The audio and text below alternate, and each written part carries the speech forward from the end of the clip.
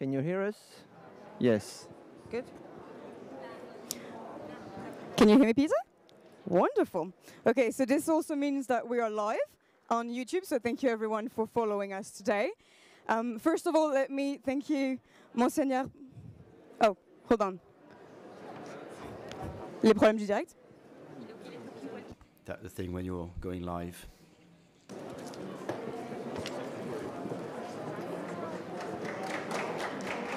We're starting back in 1 second.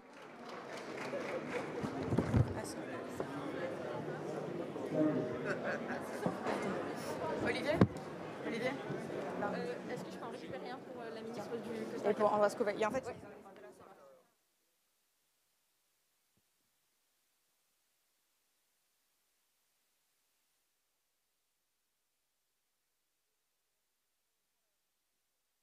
Well, I guess this is the perks of being live from Glasgow, COP26.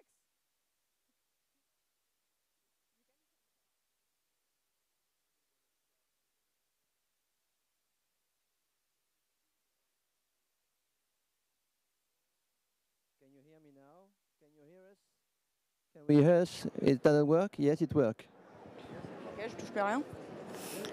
Okay, so last check, can you hear me? Perfect. Well, Monseigneur, distinguished ministers, excellencies, so many friends in the room. It's my pleasure to welcome you to this side event on Ocean of Solutions to tackle both climate and biodiversity crisis. We are live from Glasgow COP26. I am Lorelai Picourt, the Secretary General of the Ocean and Climate Plateforme, and together with Sarah, I will be your moderator. We will introduce each of the speakers very shortly. But to welcome you first, let me introduce Romain, the President of the Ocean and Climate Plateforme, for some introducing remarks.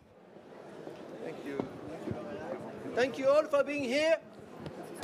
Those who don't have any earphones, thank you. Merci beaucoup. Welcome in France.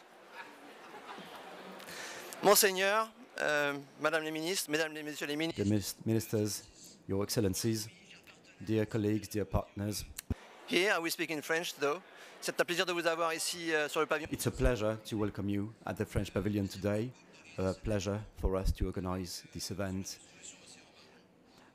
upon ocean-based solutions with the contribution of the French Office for Biodiversity with the support of the Joint Nature Conservation Committee. Thank you for your support, for your help. I would like to thank as well our partners, our historic partners from the platform, but also the International Partnership on MPA's Biodiversity and Climate, and especially from Chile, Andres, good to have you here.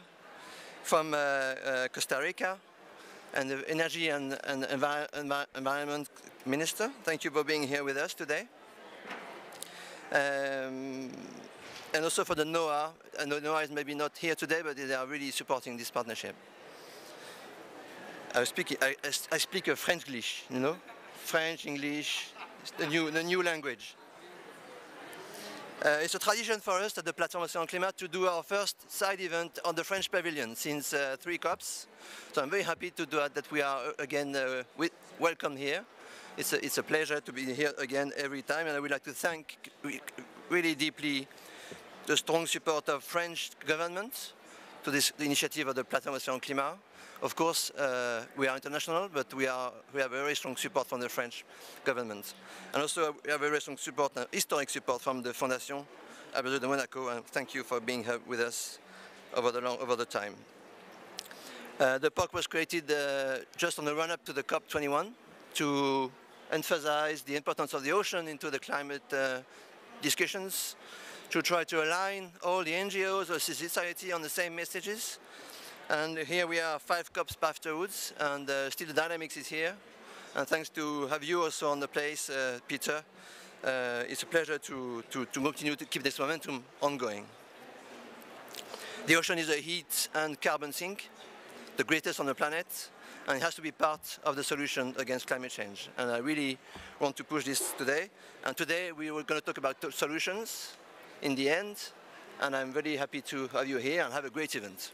Thank you.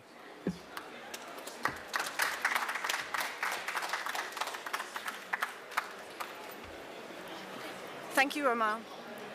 My name is Sarah Harrison and I'm the co-lead of the International Partnership on MPAs, Biodiversity and Climate Change. At the Joint Nature Conservation Committee in the UK, we're very proud to co-lead this partnership with Chile and to present the achievements of our founding partners here at COP26. I am pleased to introduce the JNCC Chair, Professor Colin Galbraith, who will speak more about the origins of our partnership and the future plans that we have made.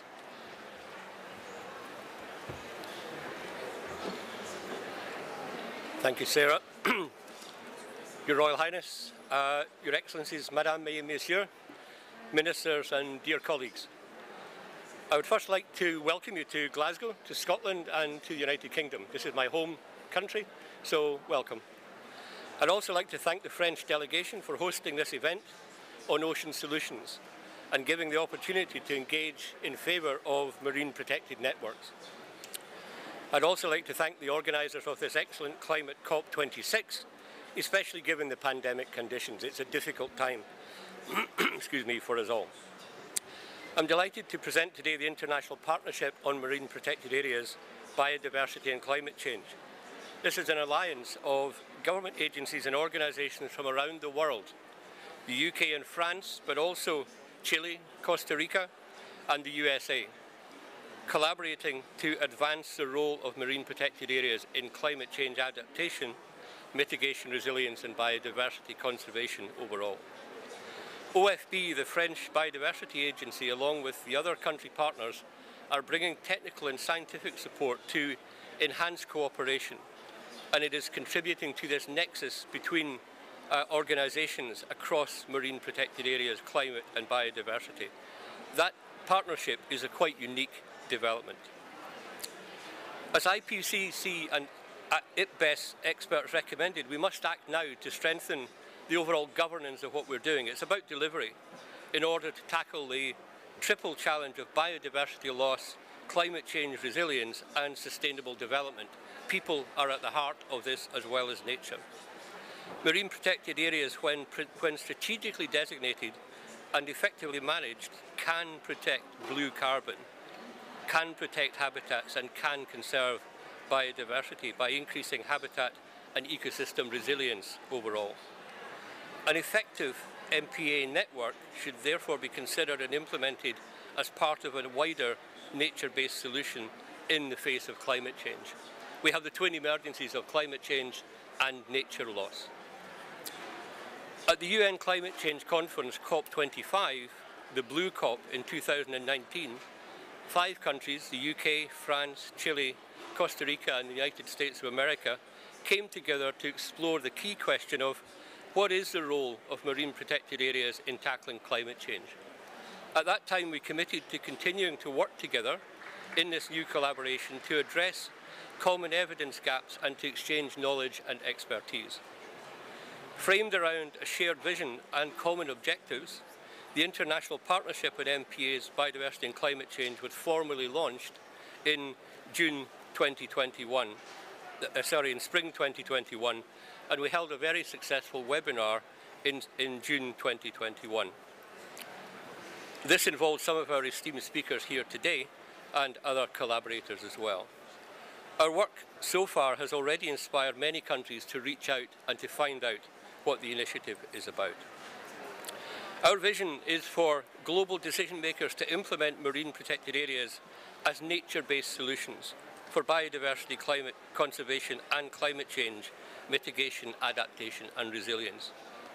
The International Partnership will support mitigation, adaptation and biodiversity conservation efforts through looking at best practice, looking at case studies from around the world and looking at emerging scientific information and exchanges via our web platform, which is also launched in 2021.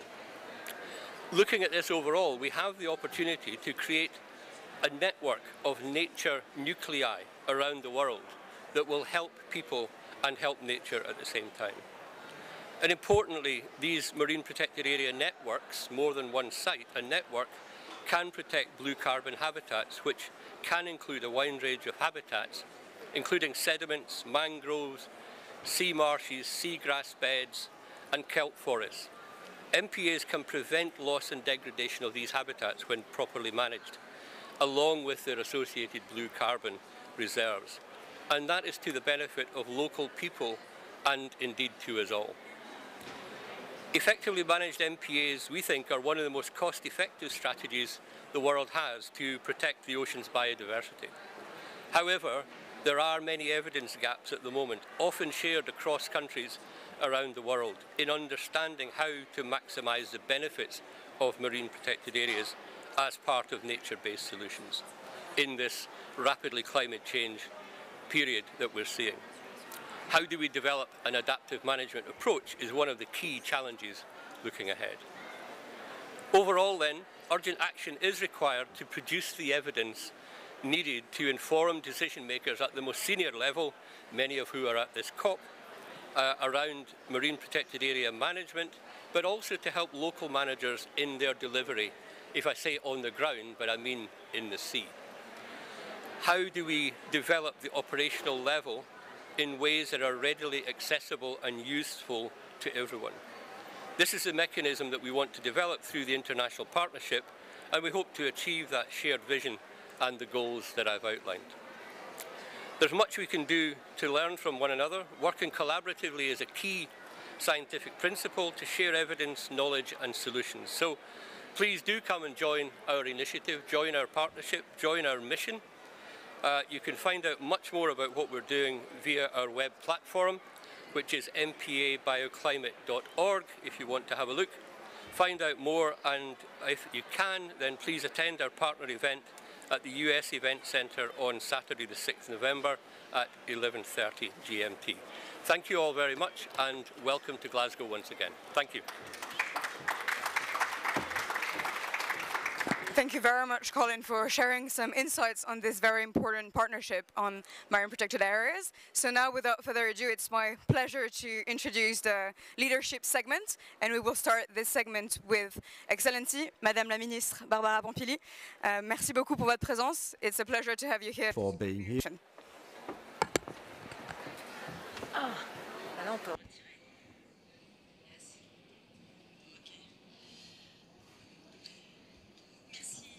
Thanks a lot. Thanks to all of you, distinguished ministers, Special Envoy on Climate Change, ladies and gentlemen, dear friends. I would like first of all to thank the Ocean and Climate Platform and the French Biodiversity Office for organizing this event. Thanks to the Chilean presidency last year. It's a pleasure to me to be here, first things first, not online but here. And as I was saying, thanks to the Chilean presidency last year, the ocean was given special recognition at COP25. But as we see, there is still a lot to be done. The GIEC, after having, has confirmed by the beginning of August the impact of climate change on the ocean. The temperature is changing, the loss of oxygen, and the sea level going up. This evolution is a threat for all those who live next to the sea and have to face the sea level rise or yet other and more intense catastrophes. The stress exerted by the climate on ocean is huge, and the ocean is one of our best friends when it comes to fighting against climate change. It is absorbing 93% of our excess atmospheric heat and 30% of our greenhouse gas emissions. In this context, France is committed to this nexus, Ocean Climate Biodiversity. As part of the climate action agenda, France is involved in 7 coalitions of actors who are acting on the ground in relation to the ocean. First of all, we support the work of the Ocean Climat Platform, which has been designated as the focal point of the action agenda for the theme. And this mobilization, knowledge dissemination and advocacies, which are so valuable to us. Thanks to sensibilization, we will be in the capacity to mobilize as many actors as possible to build the ambition and the actions we need. And this is why France has joined together with our partners the 3rd declaration, Because the Ocean, that's the name of it, mentioned the impact of the catastrophes and the erasing of islands because of sea level rise. We have to reduce our emissions in order to slow this phenomenon, but also we have to anticipate the catastrophe risks. France is supporting the cruise initiative on early warning and impending disasters initiative that France led at COP21. We also are looking at the high seas, actively participating in the negotiation of a UN treaty on the conservation and sustainable use of biodiversity beyond national jurisdiction, BBNJ. It's called BBNJ. This is the treaty we would like to be set as fast as possible. Protecting the ocean and its biodiversity is also about securing nature-based solutions to climate change. We are working to restore coastal ecosystems, natural buffers that both sequester significant amounts of carbon and reduce the vulnerability of coast to erosion. We finance new mangrove plantations or the creation and management of marine protected areas in developing countries through the Blue Action Fund. We are also fighting these battles within the Convention on Biological Diversity, insisting on the links between climate and biodiversities. With the High Ambition Coalition for Nature and People, we are committed to working towards the protection of 30% of land and 30% of marine areas by 2030. France has classified around 50% as protected by now. We also advocate a goal for restoring ecosystems that contribute to climate change mitigation or adaptation.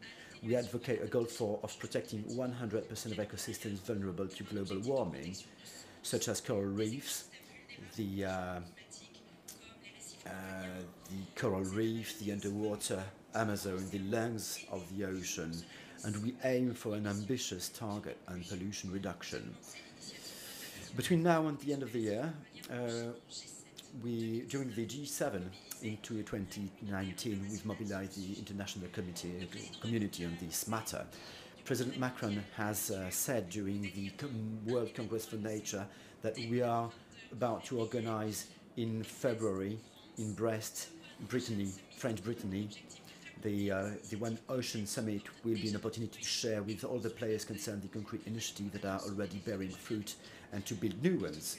For all these reasons, I am deeply convinced that we'll be in the capacity together to push our actions forward to protect the ocean. We have to develop new drivers, strong drivers for the good of biodiversity, both in the seas and on the land. This is our testimony, this is our planet, and we have to preserve it. Thanks a lot. Thank you.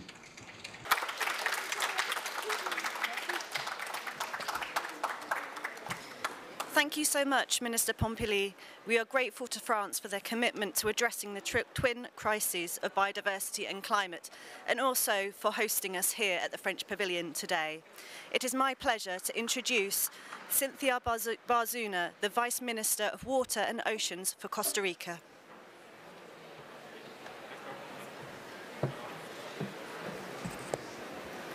Thank you. Good morning, Your Highness, dear colleagues.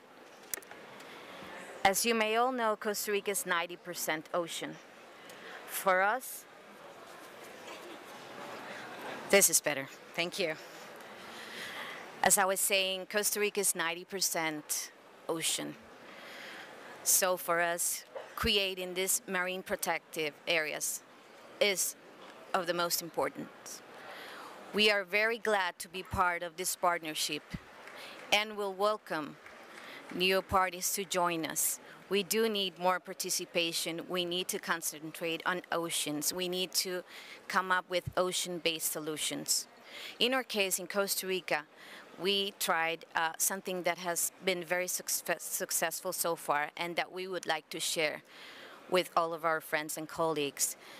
We have restored mangroves. We have developed a new program that really what it's telling us is that this blue carbon really gives us more carbon than we thought it would give us. So we do need to concentrate on creating these areas and considering the mangroves, the coastal areas, marine areas as well, as a whole ecosystem. We do have to integrate both what we do inland, but what we do in the ocean. As you know, we are part as well, as the Minister of France was saying, of the High Ambition Coalition. We are targeting our 30% and looking forward to do the best out of it. And of course, we're working very hard to create a bigger, wider, and very ambitious protected area around Cocos Island. So that we are taking this very seriously, and it really is just not about ecosystems, it's also about what we can do for the people and what that will represent for the coastal zone as well. We are very glad to be part of this partnership. We wish to have more participation. We wish to have more ocean-based solutions, nature-based solutions, and have an ongoing conversation on these very important matters and issues that we do have to address. Thank you for the opportunity. Thank you for letting us be part of this. Costa Rica really looks forward to work in the 30 by 30. Of course, we're working very hard on that, but this partnership on ocean-based solutions really gives us a clear path on what we should do, especially on mangroves, wetlands, seagrass, and the benefits of it. Especially if we talk about acidification. The minister was talking about the sea level rise. These are very serious issues that we need to address, and we are going to be part of these ocean-based solutions. We already have the correct information from our scientists, so it's time to take action. Thank you very much.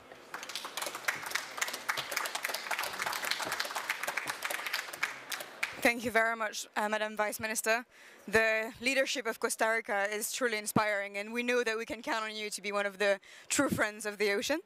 And when we talk about leadership, of course, we have to call upon the COP25 presidency, the government of Chile. So today we have the pleasure of having Minister Andrés Couve, Minister of Science, Technology, Innovation, with us today. I think I forgot one of them, but it's a very long title, I'm sorry.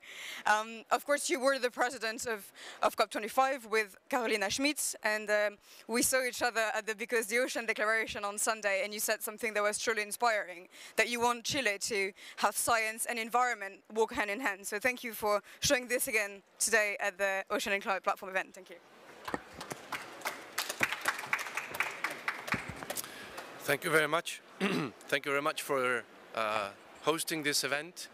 Thank you very much for the invitation. It's a pleasure to be with you today.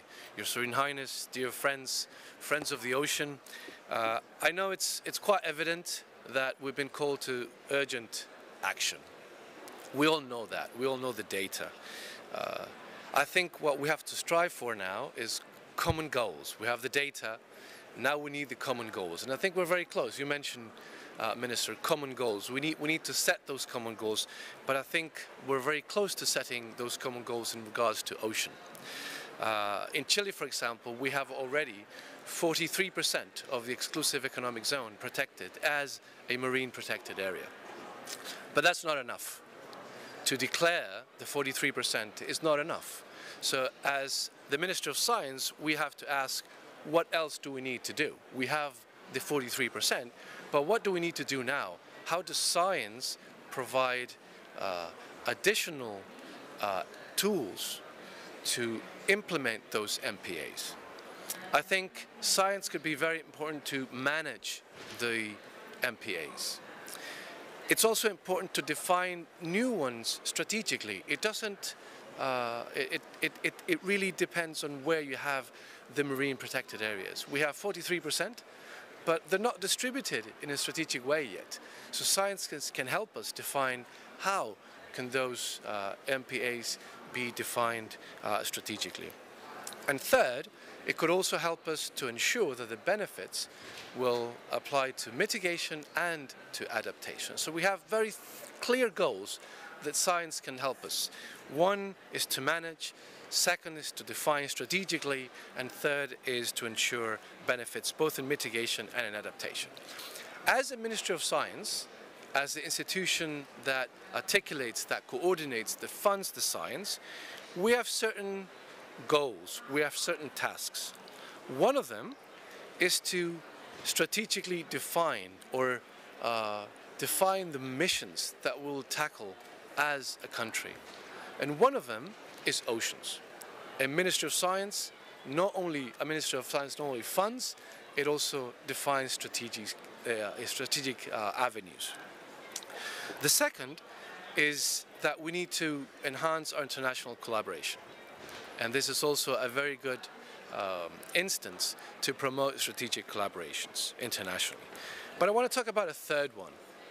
And I want to talk about a third one because it's maybe the most difficult one. And I want to talk about it because I was invited here by the TARA team.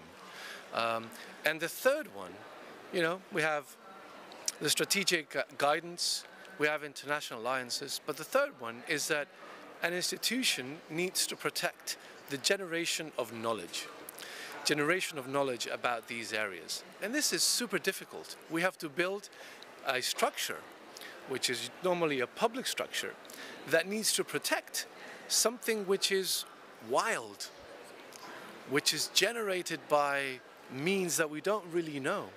And so we need to protect that as well.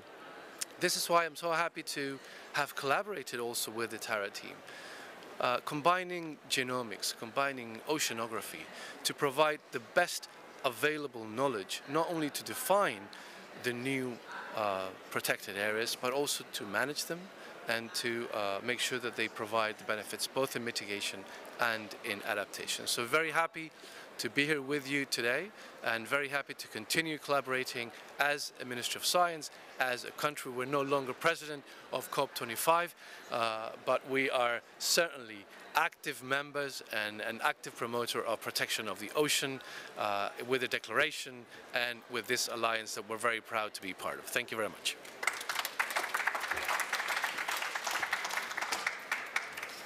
Thank you so much, Minister Couve. Thank you for the fantastic leadership Chile has shown as COP President. We are so grateful to Chile for leaving such a strong legacy for the ocean from the Blue COP. I am pleased to introduce now to you Sue Biniaz, the Deputy Special Envoy for Climate for the United States of America.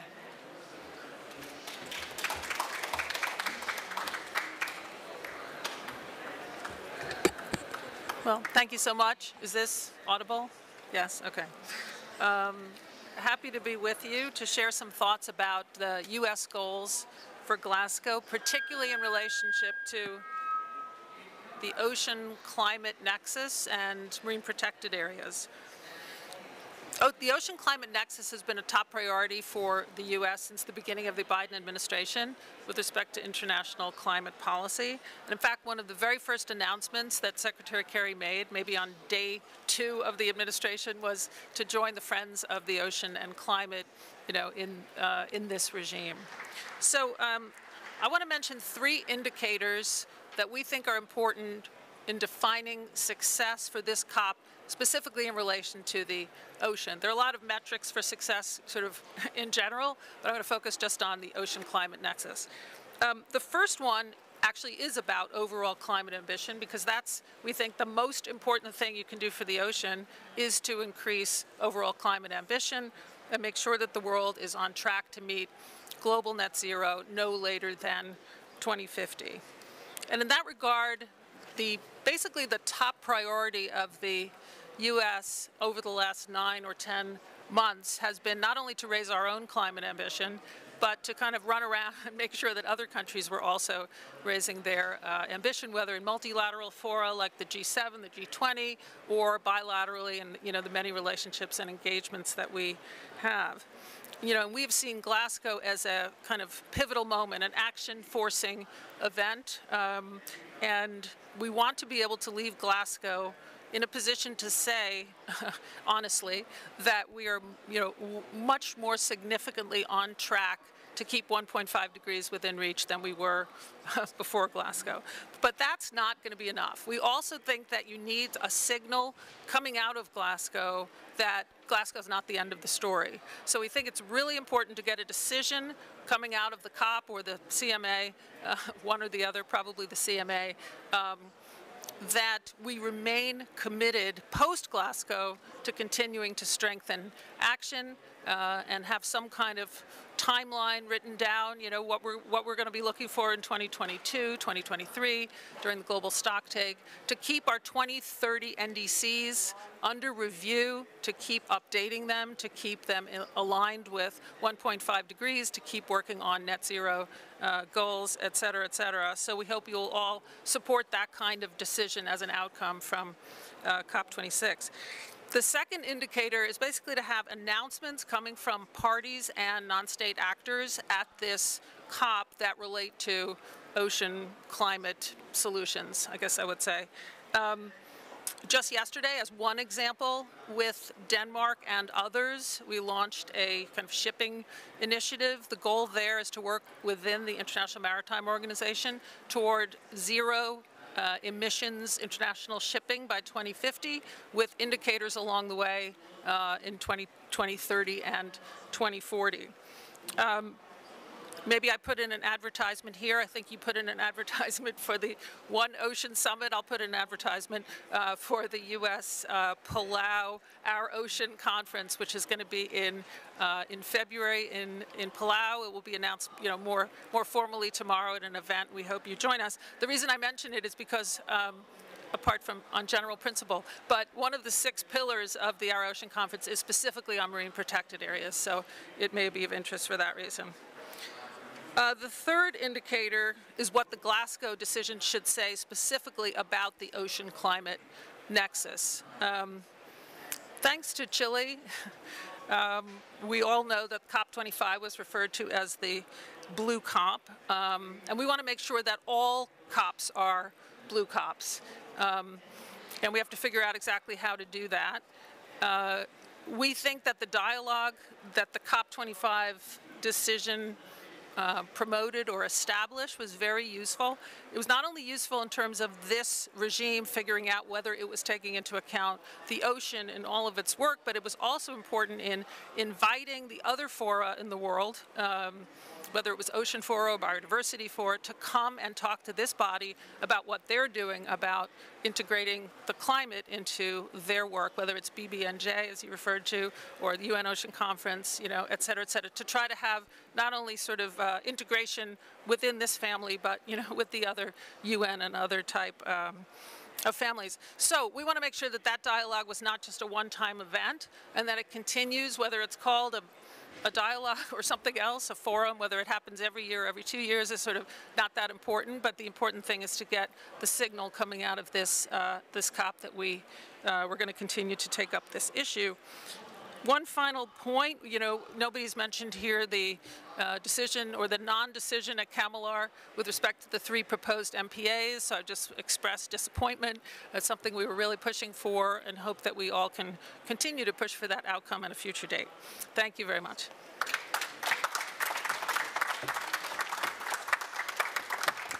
Thank you very much, Deputy Biniaz.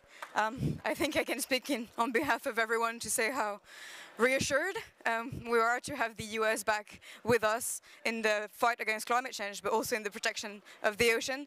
Thank you for your leadership. As you just said, every COP should be a blue COP, and we count on all of you here with the governments to support this dialogue, as you mentioned. We have had an outstanding panel of ministers today to speak on behalf of the ocean. I know that you have a very busy agenda, and the negotiations are only starting, and there's a lot of work ahead. So we're going to have a little bit of a change of setting. We're going to move into a presentation. If some of the high levels have to leave, obviously feel free to go now. Thank you so much for being here. So if the leadership segment is over, now we have spoken a lot about political momentum and about how to generate some consensus about the ocean issues. But when we talk about marine protected areas in the fight against climate change, there's one critical question that we must ask. How can marine protected areas truly contribute to mitigating climate change? We're here at the COP, at the climate COP, and we're here to reduce our green gas emissions. We're here to find solutions to address the climate crisis. And I'm very happy to invite now on stage my dear colleague, JOACHIM CLAUDET, He's the president of the scientific committee of the Ocean and Climate Platform and research director at the CNRS. And he has been leading our work on marine protected areas and climate change. So please tell us a little bit more about your findings and the policy briefs that we have just published. Thank you. Thank you, Laura. Hi, everybody. I think one thing we need to remember about this cup is that every cup needs to be a blue cup. I'm going to wait a little bit.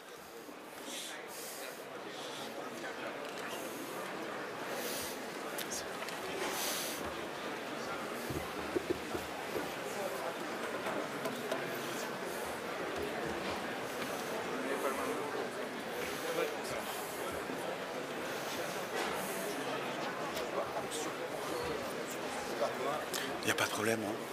Une prochaine fois.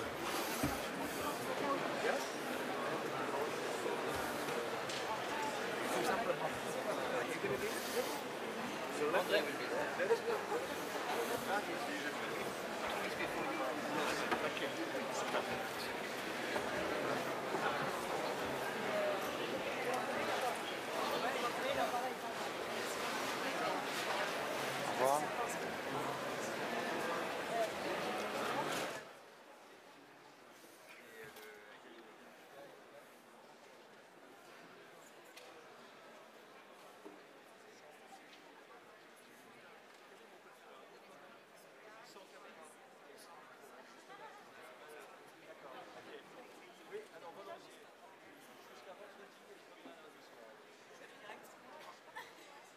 Everything okay on my side?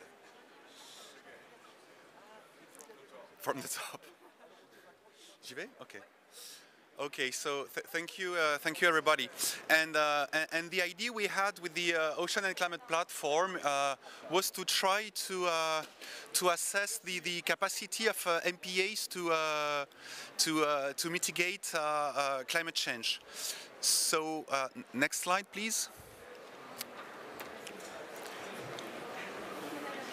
Thank you. And so we've issued a policy brief which is just out now online that summarizes the results of a meta-analysis we've done on the ability of MPAs to be a tool to mitigate climate change. Next slide, please. Yes, and so the research gap we wanted to address was to try to understand the mechanism through which MPAs can be useful. So I won't have time to summarize that, and to quantify the magnitude and uncertainty associated with the MPA effects on climate mitigation and carbon sequestration. And so where is carbon sequestration in marine ecosystems? So most of you might know that we have some ecosystems that are called blue carbon, so mangroves, seagrass, and tidal marshes, and they are the most effective at storing carbon per surface unit. However, and this is an important point, the geographical extent is very limited, so they won't be enough to be the NDCs for everyone, basically. Something that we've observed is that marine sediments, although they store less carbon, and there is uncertainty on the extent of the carbon that is sequestrated, and it depends a lot on latitude and on depth, but they have enormous global extent and a huge carbon sequestration potential compared to blue carbon ecosystems. And so what MPAs can play, what is the role they can play in that? And so for tidal marsh, which is one blue carbon ecosystem, they have positive effect, but there is a lot of uncertainty because of not enough studies, so we were not able to conclude about a strong positive effect. However, for mangrove and seagrass, there were a very strong increased potential of MPAs. When those ecosystems are protected by an MPA, it increases the carbon they can sequestrate. And for macroalgae, which is also an important ecosystem, there were no study we could summarize from. For fish carbon, an important message from this analysis is that there is a strong positive effect only when those MPAs are fully and highly protected. Most of the MPAs in the world have protection levels that are lower than those ones, so it is important to focus on the protection levels of the MPAs. And for carbon sequestration, with the uncertainty I told you about just before, there were positive effects on the carbon stored in sediments, especially if in those MPAs the protection levels are high.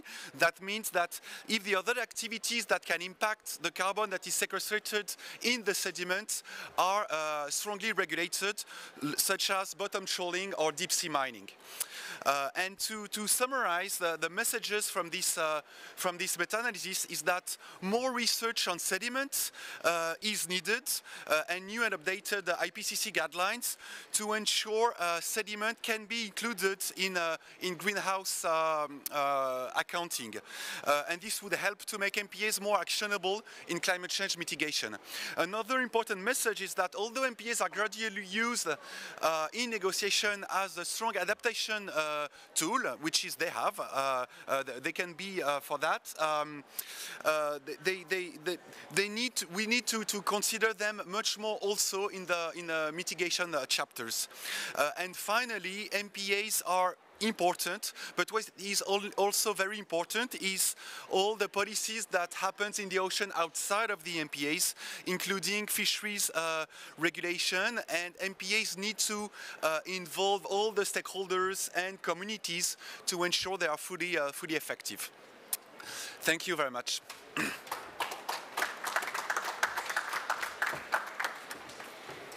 Thank you very much, Joachim. I have to say this is a very exciting policy brief that's being published by the Ocean and Climate Platform today on the role of MPAs to mitigate climate change or help mitigating climate change. So now, we're still the Ocean and Climate Platform. Together with our partners, we also want to showcase a little bit what are the ocean-based climate solutions, and we're going to again change into a different setting and have more of a roundtable with some of our partners and members that are very active in deploying those solutions when it comes to nature-based solutions as well as science or finance. So now let me introduce our very distinguished roundtable, of course. Please, you guys can come on stage now. All the high levels I've left, we can have a bit of a more relaxed time, and I can chill a little bit as well. So please, Romain, Mina, Bia, and Stan. You will be given some mics. In COVID time, we would ask you to keep your own microphone and don't share it with the rest of the panelists.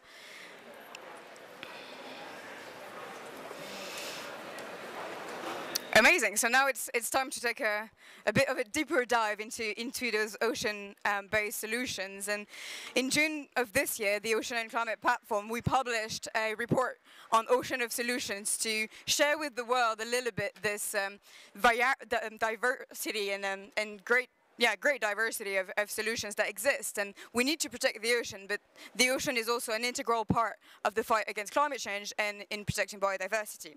So we're going to have a very simple roundtable. What we're going to do is that we all know that you have amazing initiatives, and we're going to ask you to present it very briefly and inspire the audience here on site as well as the virtual audience. So let me maybe start with you, Romain. Romain, Romain, you're also the executive director of the Tara Ocean Foundation, and many of you, I'm sure, know the Tara schooner. It's been traveling the seas during incredible expeditions and a lot of very strong scientific work. And the latest, or at least one of the latest programs, is the Tara mission microbiomes in Chile.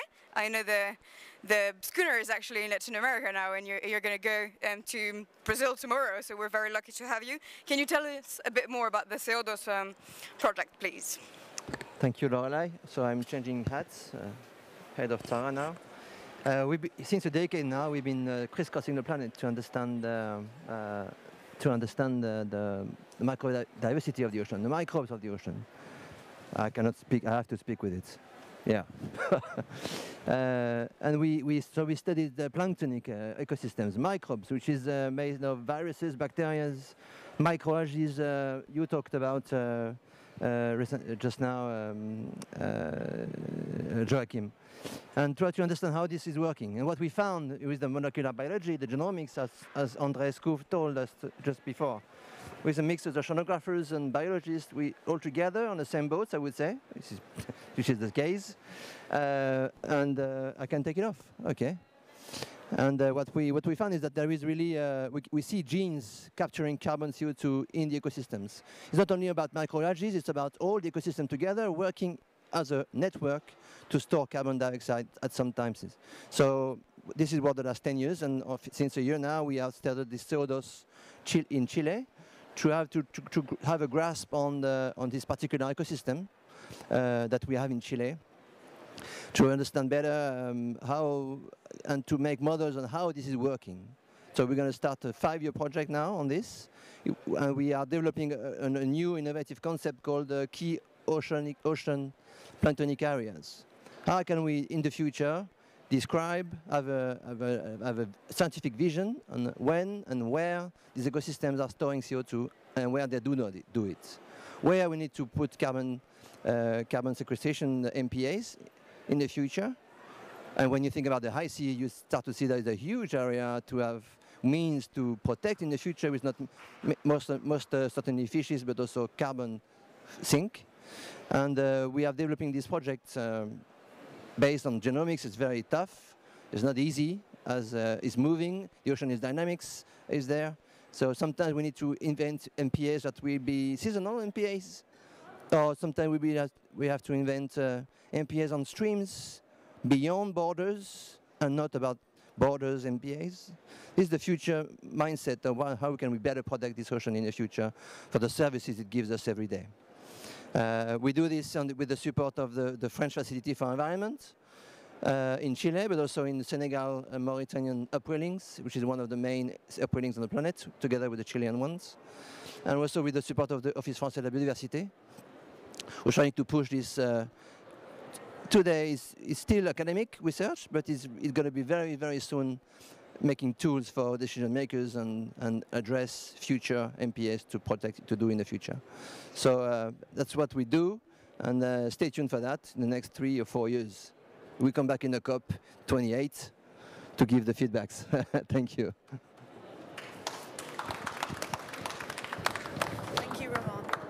The role of ocean-rich microorganisms is crucial to sustaining biodiversity and to supporting ecosystems to adapt and mitigate climate change. Technology can also play an important role in mapping and monitoring coastal ecosystems, building an even stronger case for their protection. Beatrice, please tell us more about the work that the Nature Conservancy is doing to help the Seychelles in this effort. Thank you so much. Big pleasure to be here today, and thanks for the opportunity to talk about the Seychelles project. I'm going to be very brief. This project was a partnership between the Nature Conservancy, where I work for, and also Pew Charitable Trusts and the government of Seychelles.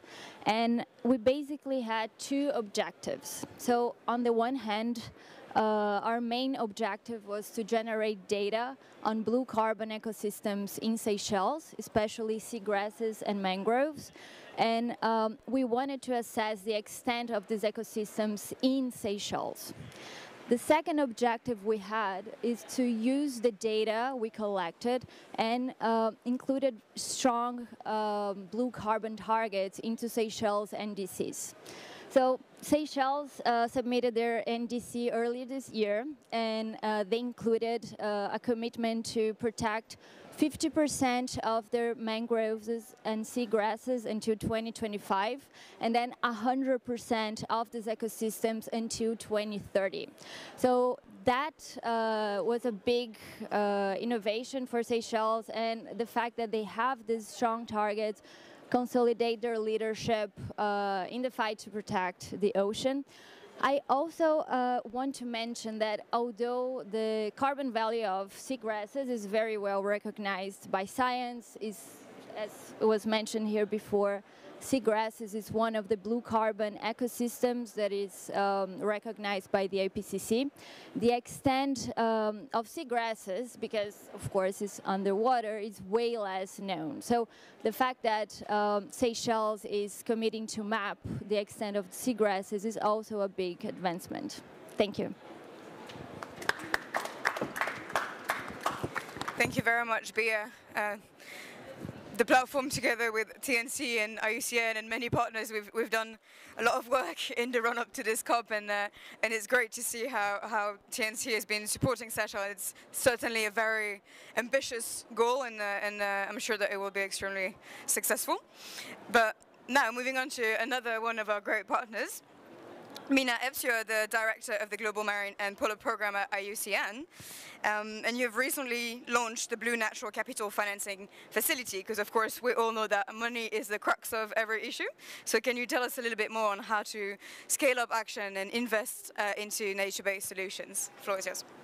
Thank you very much, and pleasure as well to be here, and thank you for having this initiative focusing on solutions. So we all have set our targets, commitment, and it's about how do we get there. And because marine protected area has often been put forward as the solution to many problems, and it's like a Swiss Army knife, but it's also a nature-based solutions. But let's admit it, that nobody's going to get rich on MPAs. So what can we do to make sure that these are sustainable? And so in the terms of nature-based solutions, it's that we recognize that you have huge mitigation and adaptation benefits, but also while conserving biodiversity as well as reaching other SDG targets. So what we did, embarked on a couple of years ago, was to start a Blue Natural Capital Funding Facility, initially supported by the government of Luxembourg. And really what that does is really to help prepare projects so they are investable. So it's really about coming up with these bankable solutions. So we basically provide a grant mechanism for proponents to submit their project proposal based also on a solid business plan, as well as having objective of conservation. So that's really getting a pipeline ready for where it goes. So we've got enough pilots, and we need to go beyond pilots. So it's really about upscaling. So I'm really pleased to also say that after almost 3 years in operation, we have just released some blueprints, 8 blueprints, which actually describes this business model setup, whether it's on private sector and MPAs or other innovative solutions, and including aquaculture, etc. And yesterday we released some impact reports to also demonstrate not only are they economically viable, but they have actually generated real impact, and that's important. So I think also what we just wanted to say that we are seeing an increased interest from private sector, and I think that's mainly driven by increased awareness, but also on the recognizing the multiple sustainable development benefits that these produce, and basically how it can help make money and solve problems, to have cost-effective local solutions. So I think I should probably wrap up there, because I know time is short, but as everyone put a little pitch in terms of marketing, I'd like to say that we're talking about MPAs and the 30 by 30. And in 2022, there will be the Impact 5, the International Marine Protected Area Congress, where I really hope that it's about how the roadmap of achieving the 30 by 30. So thank you very much. And if you want to know more, you can also turn into a new podcast that we launched on Blue Finance. Thank you very much. Thank you so much, Mina. So investment is needed to help us scale up action from pilot and proof of concept to full-scale ocean solutions. The Blue Climate Initiative has launched the Ocean Innovation Prize with that very aim. We know that there will be an exciting announcement here at COP26 about the Ocean Innovation Prize, and we have Stan Rowland here to tell us more. So please tell us your news, Stan. Thank you very much. The Blue Climate Initiative is a global initiative that was born in French Polynesia. Our focus is on ocean-based solutions to climate change. Sole focus is on the solutions. We feel very strongly that the time for a talk is over. We all know the problem. Now is the time to figure out the solutions. We're also very focused in on innovations. We think it's no longer the time to continue business as normal. We have to look for truly transformational opportunities, truly different approaches, breakthrough ideas. So as part of that, we've launched 3 different programs. The first of the programs was to reach out to the global researchers, scientists around the world, and in connection with that, we pulled together over 60 of the greatest ocean minds from around the world and asked them a simple question. What would you do if you had $1 billion to use for ocean-based solutions to the climate crisis? They came up over the course of almost a full year with a variety of different solutions in different areas. We've now published that in a book, which is now available on our website. I'd be delighted to provide copies to anybody that contacts us through our website. The second project was a community award. Communities are absolutely critical in the fight on climate change. It's not just technology, it's not governments, but getting the community involved, getting the people involved. That's where so much of the action really happens. And the technology is often useless if you don't get them involved. So we launched a community award program, inspiring communities, bringing them together. Now we're working with those programs and implementing them. Then the third project is the Ocean Innovation Prize. This is a $1 million prize that we launched earlier this year. And we received over, 236 applicants from over 60 countries and island nations. And these are truly inspiring ideas. There's a wide variety of ideas from seawater hydrogen production, kelp forests, different types of wave energy, clean energy from tides, from currents. It's a algae gasification project. Truly inspirational, innovative concepts, the types of ideas that we need for the future that we seek. Now, the semifinalists have been selected. They're going to be announced on Friday at COP26. And so I hope that you stay tuned for the announcement of the semifinalists. I think that you'll find their ideas and innovations truly inspiring and helpful in addressing the climate crisis.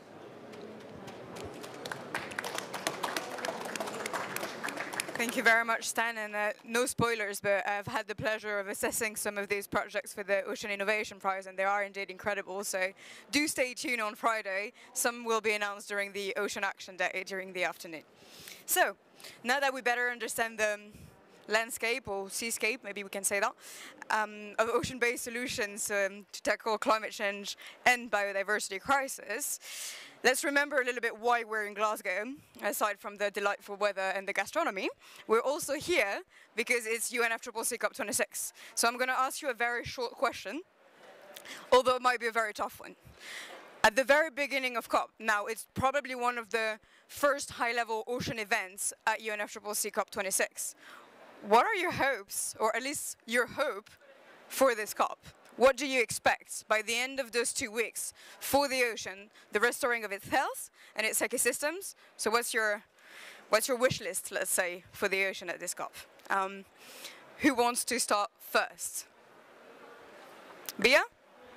Sorry, you were just looking at me, so thank you very much.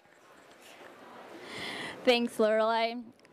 Great question, by the way. So I would answer, I would say that 3 things. I think, first of all, agree with Sue Biniaz's ambition. We know that nature-based solutions can deliver 1/3 of the mitigation needed by 2030. And what JNCC has been working on is how can we translate that into NDCs, and how can we include more nature-based solutions into NDC, and of course that include ocean-based solutions as well. So we've been working with a number of countries to support their targets, like we did with Seychelles, and also to support them developing science to have better metrics, a better accounting for including blue carbon ecosystems into their NDCs. So we hope to have more commitments on that. The second thing is on finance for blue carbon ecosystems. And we know that countries can and should and must accelerate finance for blue carbon ecosystems from all sources, both private and public, markets and non-markets. And then third, the third thing is, I think it's very important also to that the ocean have a stronger place in the UNFCCC negotiations. So we all talked about the dialogue that was mandated by COP25, and we are hoping that in this COP, in COP26, we can have a recurring dialogue where parties can come together to exchange stories of success, knowledge gaps, and finance needs for oceans. One specific thing that we are hoping for is, for example, better inclusion of oceans into the Standing Committee of Finance. The Standing Committee of Finance has a forum on nature-based solutions, and will be an incredible opportunity to have the forum better understanding the gaps and flows of finance to oceans. Thank you. Thank you, Tamina.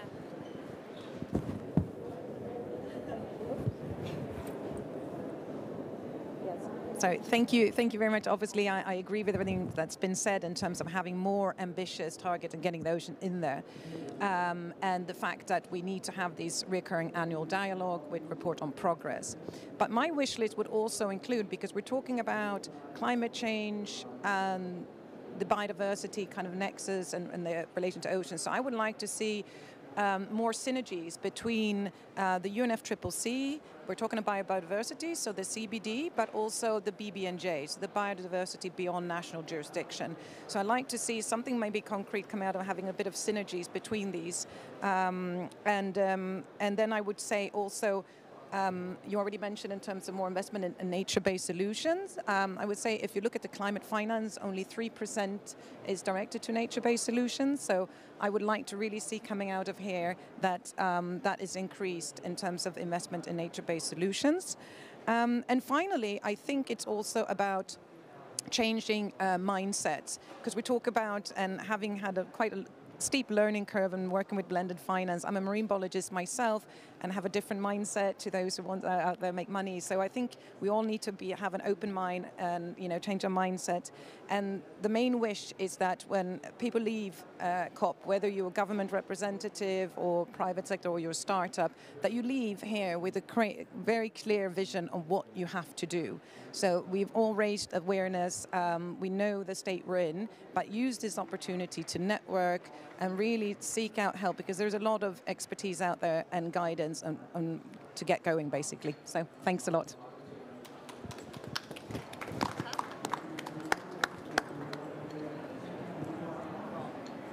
I certainly agree with the comments from my colleagues on the panel here. I just want to say that since we're very much an organization focused on solutions, I'm hoping that out of this COP, there is a heavy emphasis on finding actual, realizable solutions. Setting ambitions and setting goals, very important. We need to know where we need to be in 2050. We need to know where we're going to be in 2040, 2030. But what are we going to do today? What are we going to do between now and the next COP? That's what I think has to be a huge emphasis. I'd love, if I were looking at my wish list, I'd say it'd be terrific if out of this there came up actionable programs. And even some of the programs that may not be that innovative, maybe go back to some of the programs that have been considered before, like carbon pricing. Carbon pricing can have such a fundamental change on the behavior of this planet, behavior of humans, and it provides incentives, and it will help stimulate solutions. So I hope that out of this COP, people get together, whether or not it's on the government level, but with civil society getting together, coming up, talking to each other, and coming up with real, realizable, practical solutions, and that the next COP have some benchmarks to say, where have we gone between now and then on making real progress? Let's look at real change now.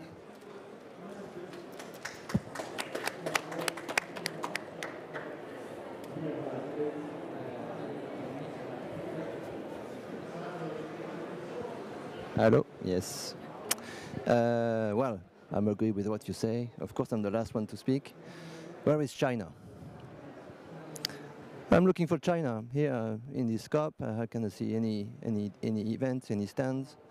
And my dream is that in next COP we have here Chinese solutions on ocean, coming to the dialogues, bringing ideas, investment for this ocean sustainability and ocean protection in the future. I think we need this dialogue to go on, and they are always not here. And I know a lot of biologists in China, in Academy of Science, they are on it, they are there, but they have to come and speak to us. That is one. and I think the main thing is how to align China and the USA, and that's the global dream of this COP. But more specifically on the ocean, we have a UN Ocean Decade for ocean science. There is no dynamics there. We need really a kickoff for this dynamics of funding for ocean science, because this is going not very fast as it would go. Should go today to answer questions, have data, numbers to put in face of economics, and this is what we have. This is what we understand. This is what on which we need to build the future policy on the ocean. That's it. And also the last thing is that, again, with this UNFCCC dynamics and how to keep this dialogue we had in the SEPSTA recently, and to keep this dialogue coming up and going in the coming years. Maybe not every year, but every two years would be at least a very good step forward. Thanks.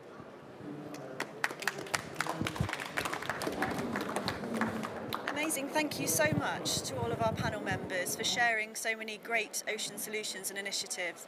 We're really pleased to be here today and to have so many ministers and to have so many great initiatives presented, which align so closely with the vision and goals of the International Partnership on MPAs, Biodiversity and Climate Change. It's also to see international collaboration and dialogue at its best here on the stage today. Thank you so much.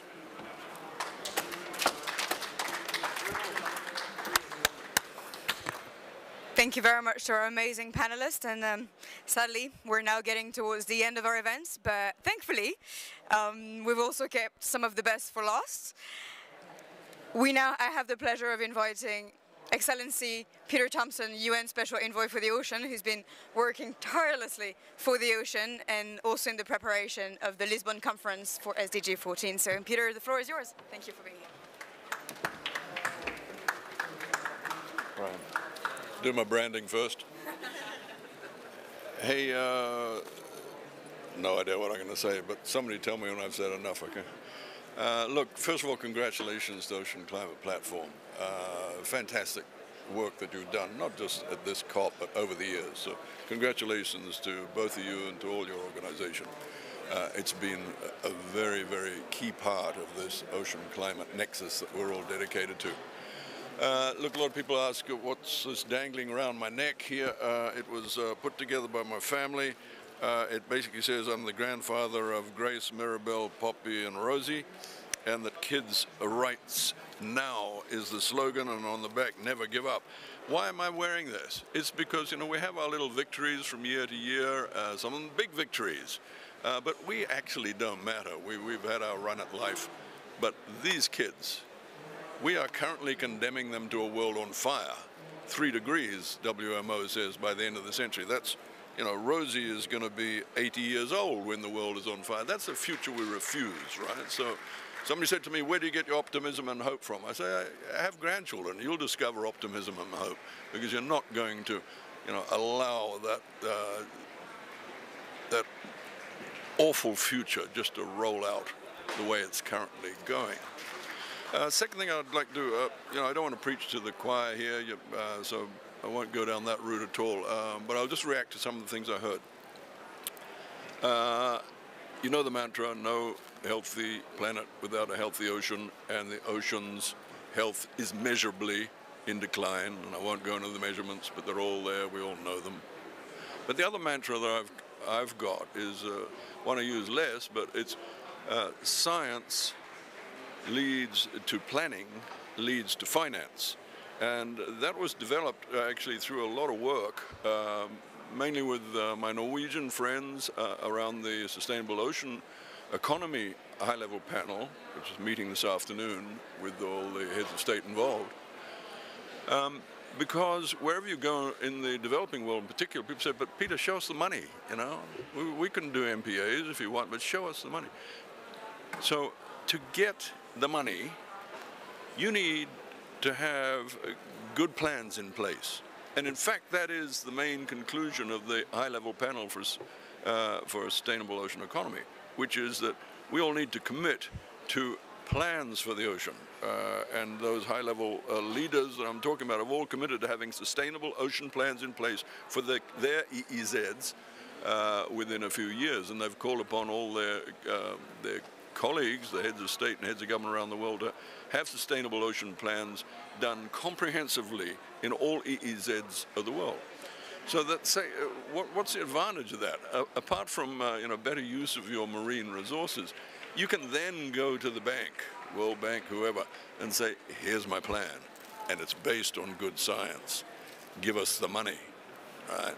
And that leads to my second point about what I'm really here for, apart from defending the kids' rights, is to move that climate finance needle in the direction of the sustainable blue economy. Sustainable blue economy, as you guys know, is our future. It's our energy. It's our medicine, it's our food, it's all going to come from the sustainable blue economy. So my thing now is, having established the logic of that, and hopefully every government understands that now, we need to start seeing the money go in that direction. We're not talking about, millions anymore or billions. We're talking about trillions. We know how to spend trillions. We've been through the COVID thing. And if that is our future, if that's the future of our grandchildren, the sustainable blue economy, let's start investing now.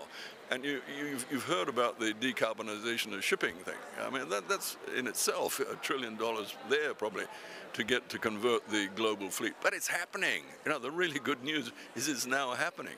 Coral, we're going to need billions and billions of dollars to look after that 10 to 30% of coral that's just going to survive after 1.5 degrees.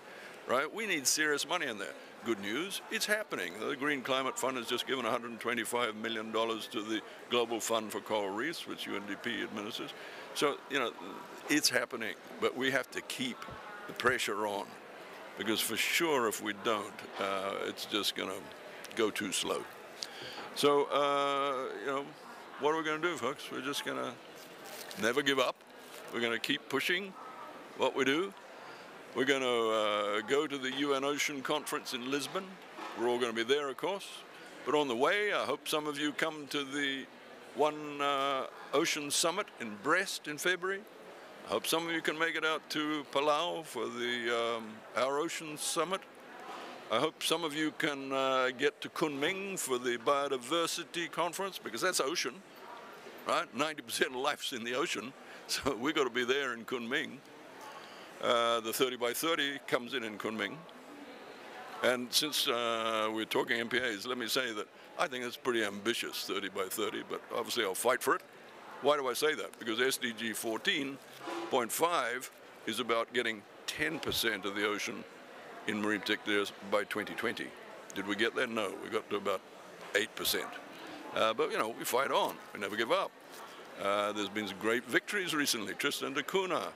I'm hoping French Polynesia can get through the hurdles, because they're trying their best down there. CAMLA was mentioned, the disappointment again that we didn't get the marine protected areas in the Southern Ocean, but we keep fighting for that. And that's about the kind of flexibility that Romain was talking about on marine protected areas, because the two countries which are objecting to those big marine protected areas in CAMLA are saying, but we need that for our food security. And so that's what SDG 14 is about, getting the balance right between sustainable use and conservation. So, in fact, the Ross Sea MPA, as you know, allows an element of fishing.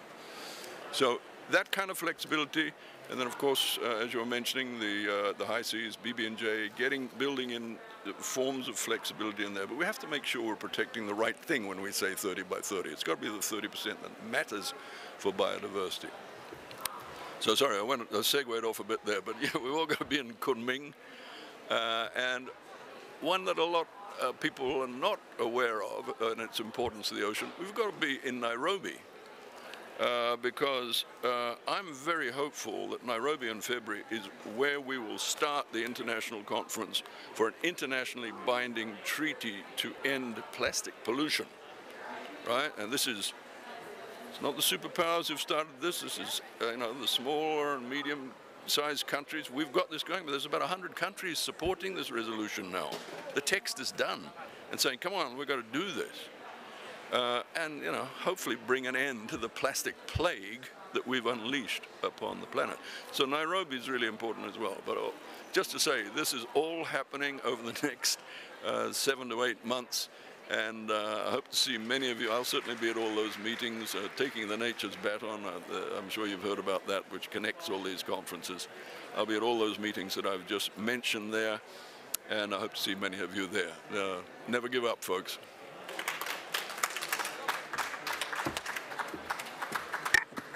Thank you so much, Peter, as usual, for your words of encouragement. We will be there from Kunming to Lisbon. You can count on the Ocean and Climate Platform as well as everyone here supporting the ocean. And please let me welcome also my co-moderator, partner in crime today. Sarah, you've been representing also the International Partnership on Marine Protected Areas, Climate and Biodiversity. Again, climate biodiversity is two sides of the same coin, and the ocean is right in the middle of this. Thank you so much for being here. And thank you, everyone. We hope to see you at those conferences and also at Impact 5 in Canada. It's a very busy agenda. It's a very busy agenda. Thank you very much, everyone.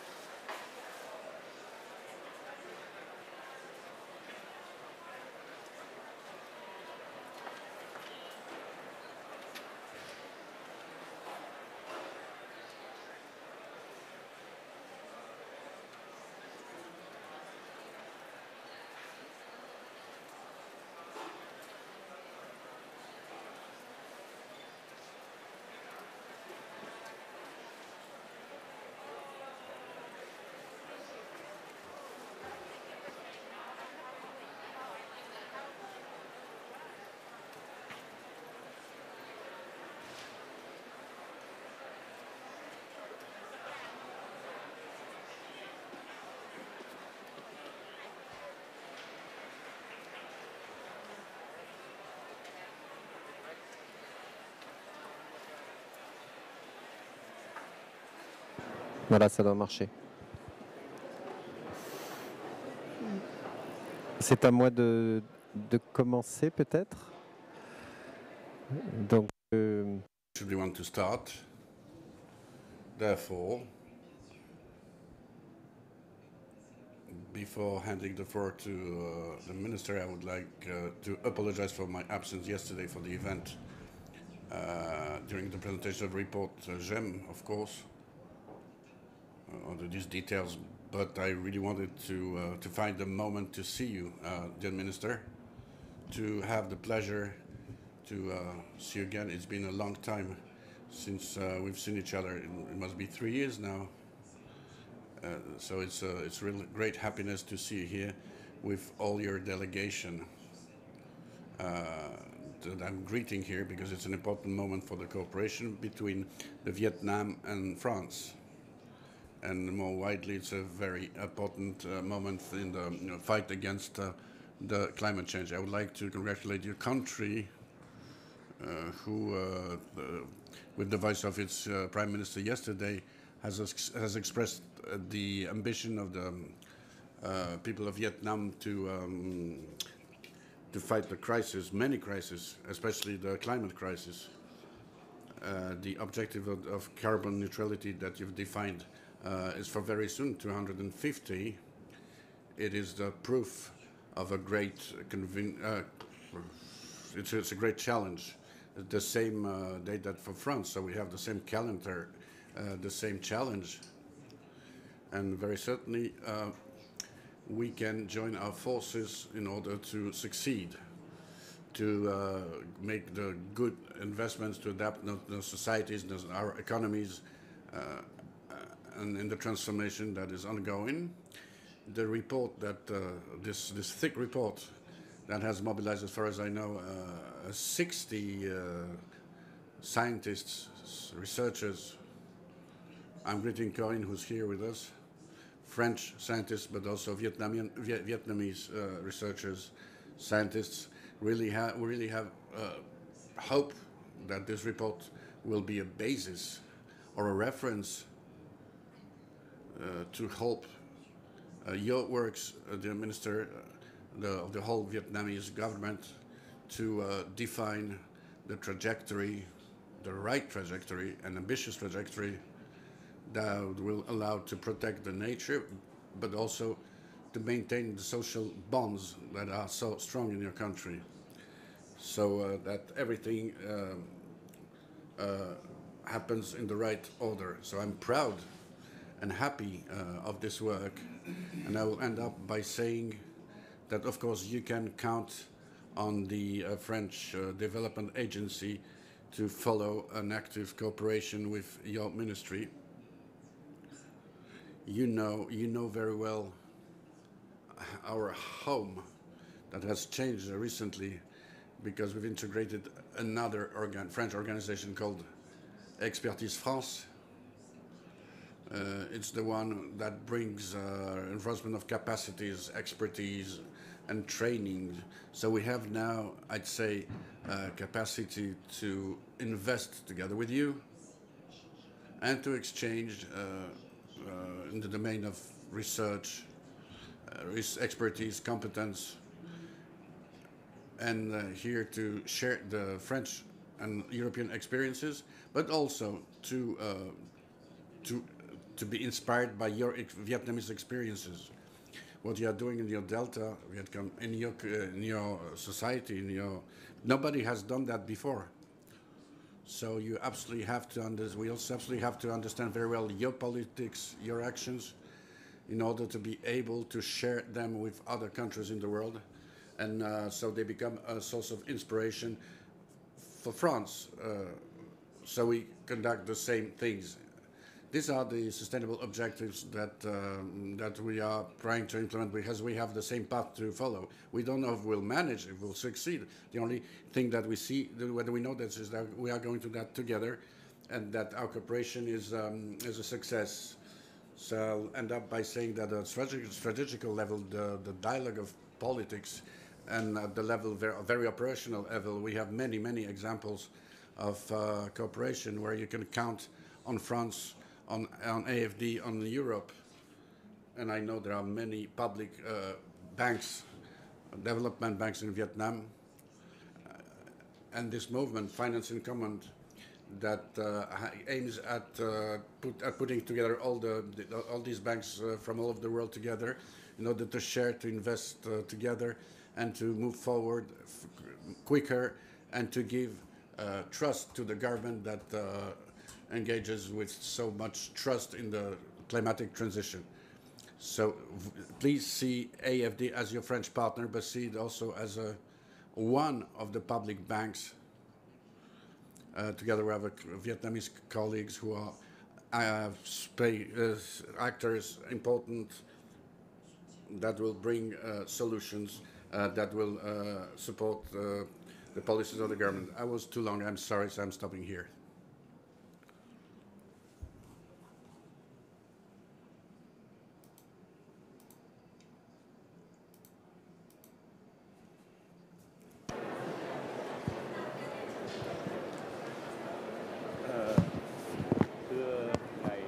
Mr. Romain Ross, General Director of the French Agency Development. Monsieur le... Il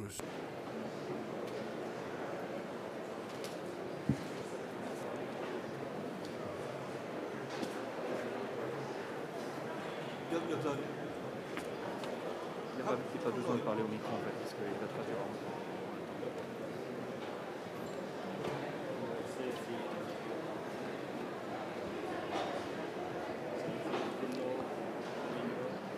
Kính thưa bà, Mr. Bruno Mino Corin, the Deputy Director General of French National Institute for Sustainable Development. On behalf of the Ministry of Natural Resources of Vietnam, I'm very happy to see the Mme Rose and Ms. Bruno Mino Corin in person at COP26. I would like to extend my appreciation to FD and IIT for the support in Vietnam recently in the field of climate change, especially in the development of the climate change special report, Climate Change in Vietnam, Impact and Adaptations. This is the results of the effective cooperations based on the MOU signed between the Ministry of Environment and Natural Resources Environment and AFD on the occasions of the official visits of the General Secretary of Communist Party, Nguyễn Phú Trọng, in 2018.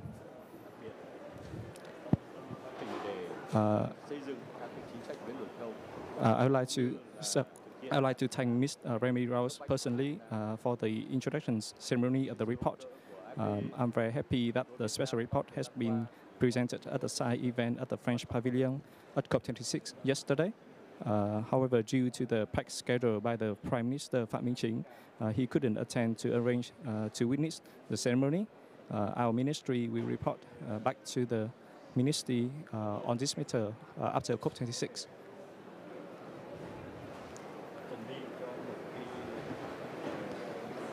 At COP26, the Prime Minister had made a strong commitment about the greenhouse gas reductions. In order to meet that target, Vietnam would like to AFD and ID to continue to support Vietnam in implementing NEC, especially in the cooperation with the development partner in the reducing of the greenhouse gas emissions.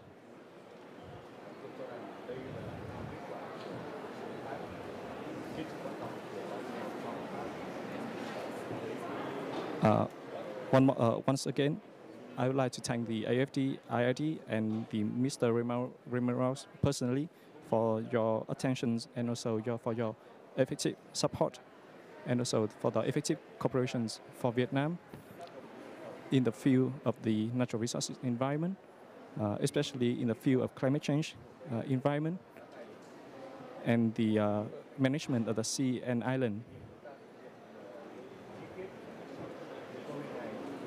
Especially related to the finance every year to the Ministry of Vietnam to conduct the concrete actions in the climate change support program. So this report is very objective to provide the overview of what happened, what impact in the climate change of Vietnam. So Vietnam, as you know, is severely impacted by the climate change. So we have to adjust to the adapting to the climate change also with the economic development.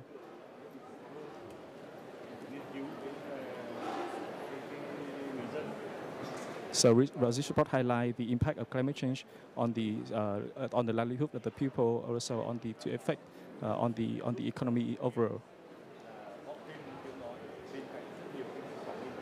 So this one will contribute to the scientific result on the background of climate change, among many other important research.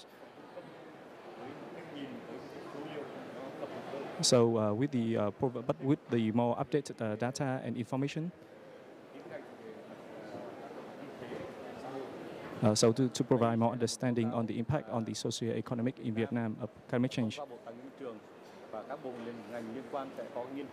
So chắc chắn rằng báo cáo này sẽ giúp chúng ta, chính phủ, kể cả chính phủ, cũng như là các So this report is very important for our government and also for our agency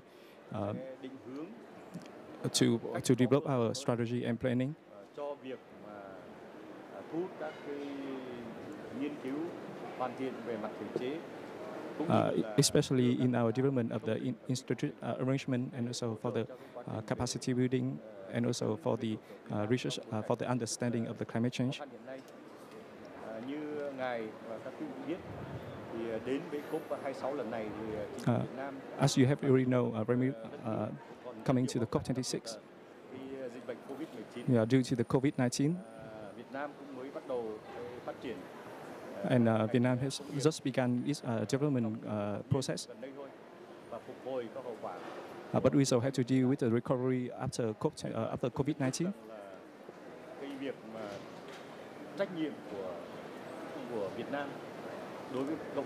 However, we have not forget our responsibility to the international community.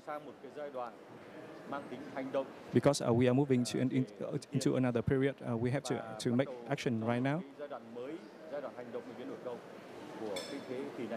And we have to make action right now to reduce the greenhouse gas emissions. That's why we make a stronger commitment on the greenhouse gas reductions. More specifically, we commit to reach carbon neutrality by 2050.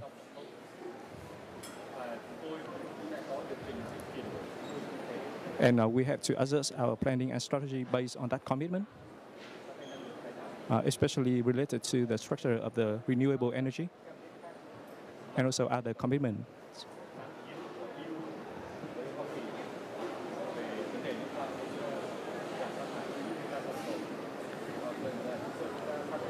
Related to the methane pledge made by the U.S. government, we are actively participate in that. Related to the forestry and land use, yeah, we try to actively participate in all that initiative in order to respond to climate change and also to balance out the energy mix to increase the renewable energy. Yeah, I would like to thank FD especially especially on the financings to make the transformation in Vietnam, so that we can have a clear, safer, and cleaner future.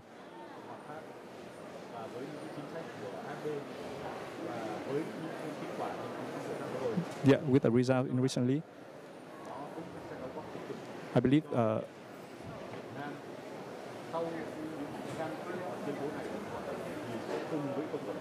I believe that after the COP26, with the support of AFD, Vietnam will have a clear roadmap in order to transform the challenge into the opportunity, so that we can have a transfer of technology,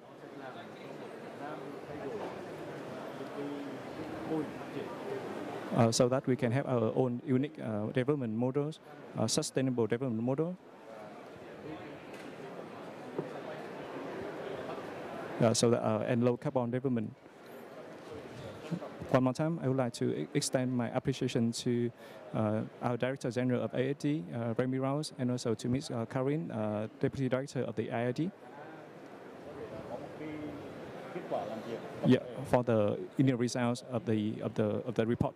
Với một cái ý tưởng mà chúng ta đã lựa chọn, tôi cho rằng là nó I highly appreciate the ideas that have been selected because it's very useful for our policymakers. sắp tới và nó cũng thể hiện những gì chúng ta đã nói, chúng ta đã làm.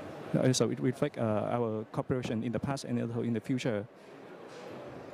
I would like to wish our Director General of AAT and also ladies and gentlemen, I would like to wish you good health. And I believe that we are together can act and reach what is committed and also set out in COP26. And we believe that we can bring a brighter future together. Thank you very much.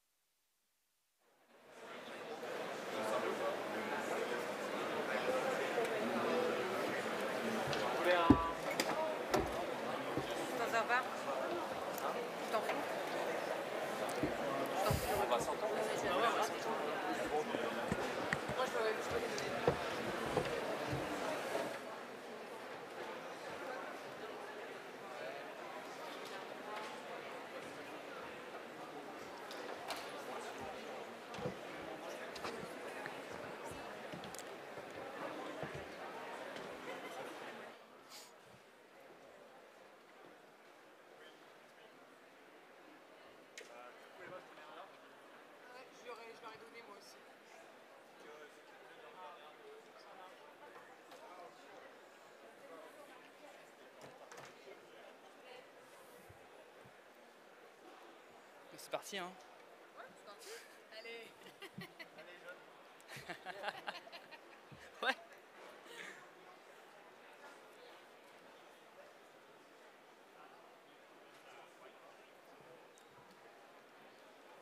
Je sais pas.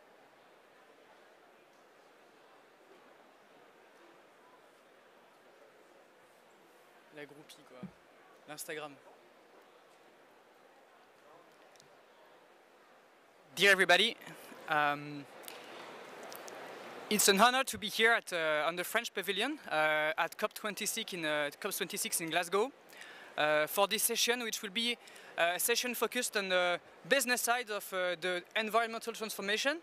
The session is Changing Business from Within, when leaders and employees connect to accelerate the sustainable transition of companies. If we are here, it's because we have a great challenge ahead. So we will have here today Eva Sadoun, who is co-president of the Mouvement Impact France, who will take the mic in a minute. Emmanuel Faber, partner at Astanorg, and Patrick Flynn, global head of sustainability at Salesforce, and myself, Quentin Bordet, representing the Les Collectifs, which is a network of employee collectives. We'll also have a wide range of testimonies of leaders, of entrepreneurs, and of employees on how they engage every day to accelerate the sustainable transition of their company. And then we'll have a roundtable all together to explore a little bit further these questions. I will start to introduce a little bit the network Les Collectifs before the Mouvement Impact France can do so. In the last years, something new has emerged in companies. It's a movement, and groups of employees emerge in companies, and these employee collectives are groups of people decided to gather their forces as employees of a company to do really tangible actions at their workplace to accelerate the environmental transition of their companies. For example, they can raise awareness of their peers through trainings, through climate college, for instance, through conferences. Second, they can participate to responsibilize the practices of their companies, doing carbon footprints, doing mobility plans, doing zero waste, for instance. And third, actions that these employee collectives are leading in their own companies is to be a force of proposition for their leadership, for their company, on how they can switch their business model and develop new activities and new businesses and a new culture for the companies. I initiated myself an employee collective in my company, the Boston Consulting Group, 4 years ago. And in the last year, we realized that we were several having founded employee collectives within our own companies. And we had seen that we had a common DNA of engagement and of accelerating this transformation. So we decided to create a network all together, which we call Les Collectifs. And the network is really about valorizing employee engagement at work and how they can contribute to the sustainable transformation of their companies. It's about being more efficient in the action we lead, because it's hundreds of actions led by thousands of employees within companies. And we decided to connect, to make it to accelerate it, so that there is no one that do twice what somebody has already done in its own company. And as a group, we also have a common voice, the voice of employees wanting and really not wanting to leave their companies, but wanting to engage further to change them from the inside, so we address the global transition. A couple of months ago, we were 30 collectives in the group, in the network. Now we are more than 150, and our goal for the next year is to do this quantitative jump and reach 1,000 collectives, including outside of France, because it's originated in France so far, and a qualitative jump, which is to be more and more a stakeholder, more and more involved in the strategic discussions and the deep transformation of business models of companies. This is something that we will explore all together today. So now I hand over the mic to Eva to present Mouvement Impact France. Thank you.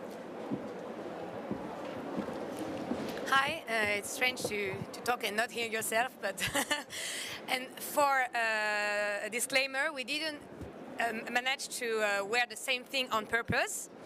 It looks like it's strange, but in the end we just want to look like Emmanuel Faber, and we know he's always putting this, so this is why.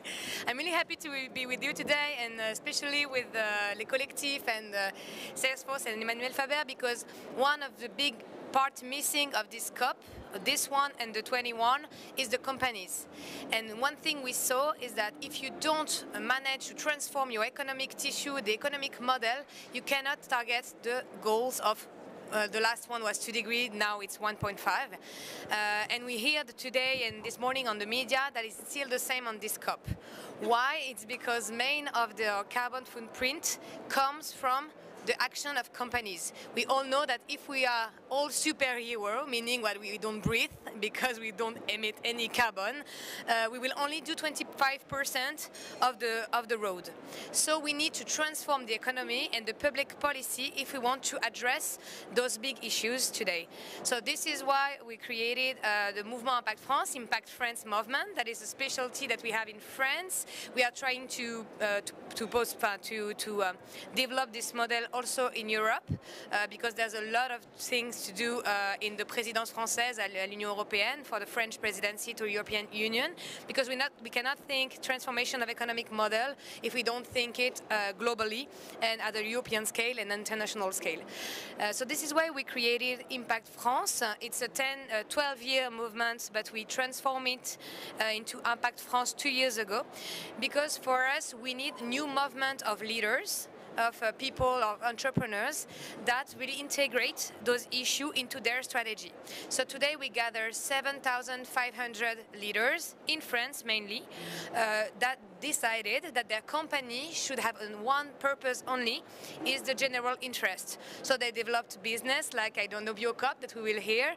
That is a company proposing some product on short circuit and only biological, like Yuka, that can help you to scan all your alimentation products, like Phoenix that work on the food waste, like Lita.co that I'm presenting because I didn't say, but I'm a CEO of a SME called Lita.co and Rift. We hired 60 people today, and we worked in impact finance. So we gather also in Mouvement Impact France big impact finance movements, because if you don't change finance, you will not change the road of the economy, because we know that finance put objectives, and now something that we know is that we have to transform those objectives. So this is one the main action of Mouvement Impact France is that we worked on a scoring called Impact Score, working on four type of indicators. The first one is sharing the value, something that we don't hear a lot about, how the value is shared inside the company and outside. Sharing power, so it's really the subject also that we are going to talk about with Les Collectifs, is if we don't share the power, if the strategy doesn't come from the employee, it will never change. I mean, I'm a CEO of a company of 60 people, and I don't know what every of my employees are doing, so you can imagine with a company of 30,000 people. So this is why we really need for this transition to be operational, to have those collective employees that know their jobs and know how to transform their jobs into green jobs in a way. The other scale that we are analyzing is the social impact. So this is also something that we tend to forget when we are too focused on the environmental issue. And one thing that we realize in the end is that if there is not social justice, there's no environmental justice, because you will exclude people in the end. So we need to integrate the social justice inside the model. So there's a lot of indicators about that, and then ecological indicators for sure. But we are not achieving the thing that we will hope to. Sorry, I think there's an issue. That's fine. So the impact scoring is really the work we've been doing for 3 years now. We gathered SMEs, ETE, multinational, etc., to define ourselves the indicators, because when it comes from the top, when it comes from politicians, it's complicated sometimes for entrepreneur to integrate those indicators inside the company. So this is why we wanted to have a scoring that integrate the perception, and the view of those entrepreneurs, social entrepreneurs, ecological entrepreneurs, but also mainstream entrepreneurs that were targeting maybe more financial scoring in the early beginning of their entrepreneurial venture, but now they want to target more social and ecological goals. And with these new indicators, we want to transform the economic regulation, meaning that tomorrow we want that the economic regulation targets those goals. If we don't change the environment of the economy regulation, we will never change the economy. It's sad that we need to have another constraint, etc. It's really sad. We will hope that the invisible hand will do it by themselves, etc. But unfortunately, it's not the case. Unfortunately, the relation of power and the information that is not transparent leads us to think that tomorrow, if we don't regulate, we will never target the 1.5 degree issue. So this is why I'm really happy to be here with the collective, and the main topic that we will talk about today is that if we don't work together with employees, with the civil society, we will never achieve this goal. So this is exactly what we are going to talk about with all the leaders that accepted to come. So I'm really happy to be with you today, and I'm handing the mic now to Emmanuel Faber, ex-CEO of Danone. We are really happy to have him on the movement now. Merci Eva. Thank you, Eva. Here. The reason I'm here personally is because I spent the last 25 years ensuring that we could put sustainability and impact in the business model, in the strategy of the companies that I've been employed with, including the last 7 years as the CEO of one of the top 5 food companies in the world. And very early in this journey, I realized that institutions do not change. People are changing institutions. And people are changing institutions if they change themselves. And again, people don't change alone. They change because they speak to each other. Because one is allowing another one to realize that we have a responsibility and we have a chance to change things. We all have rooms for maneuver as CEOs, as shareholders, as board members, as employees. And so the reason I'm here is because I wholeheartedly support what Quentin, Eva are doing in France. For Quentin with employees and all their collectives together. For Eva with entrepreneurs who most of the time are also the shareholders of their company, but not always. And with a lot of CEOs that you will see talking during the videos that we'll have, and Patrick also representing Salesforce here, who has a super active employee engagement program on those climate issues. So now that I have a bit more time, I agreed to support this movement, and I felt that this COP event was really the right moment for the two movements to actually work together. And this is what we will explore today with Quentin and Eva after the testimonials from our CEOs. Thank you for being with us.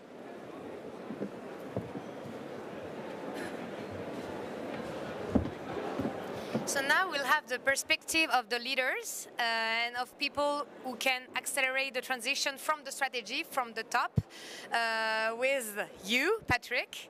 We're really happy to have your experience in terms of transformation, a big group like Salesforce, and how you think that engaging the employee could help the transition of your group, if you think so. But I think that you have some experiences in the matter. Yes, absolutely, and what a pleasure to be here, an honor to be here with you today. Thank you for the kind remarks. At Salesforce, we believe business is the greatest platform for change. We are in a climate emergency, and it's time for everyone to step forward with their full power for climate action. We are doing that as a company. We've reached net zero across our full value chain. We've reached 100% renewable energy for our operations. And we launched our climate action plan just a few weeks ago. And it's got 6 critical pillars in it. First and foremost, emissions reductions. We have a goal to reduce our value chain emissions in line with a 1.5 degree trajectory. We also need to remove carbon from the atmosphere. We've got robust programs in nature-based solutions, forestry, and oceans to do just that.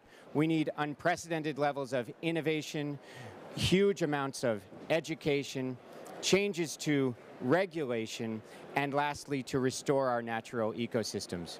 Salesforce is here at COP26 to demonstrate that business is calling for bold climate leadership.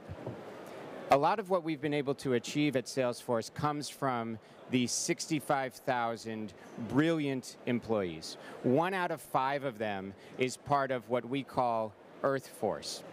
In the Paris chapter alone, they've done 14,000 hours of volunteering for the environment.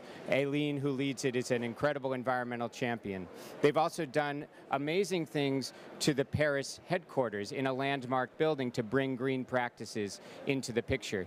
But it's more than just real estate and volunteering, because right now we need to move so quickly and at so much scale that it's time for everybody to use their own superpower for climate action. And that's true for companies as well as individuals.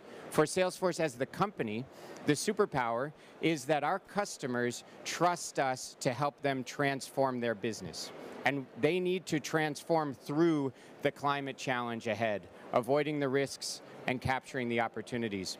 We created something called Salesforce Sustainability Cloud to do just that, the single source of truth for a company's greenhouse gas emissions spanning scope 1, 2, and 3, with recommendations and action plans for how to take action fast. Now, it's also true about the superpower at the individual level. And here's the wonderful thing that happens when your organization brings sustainability into the core of what you do.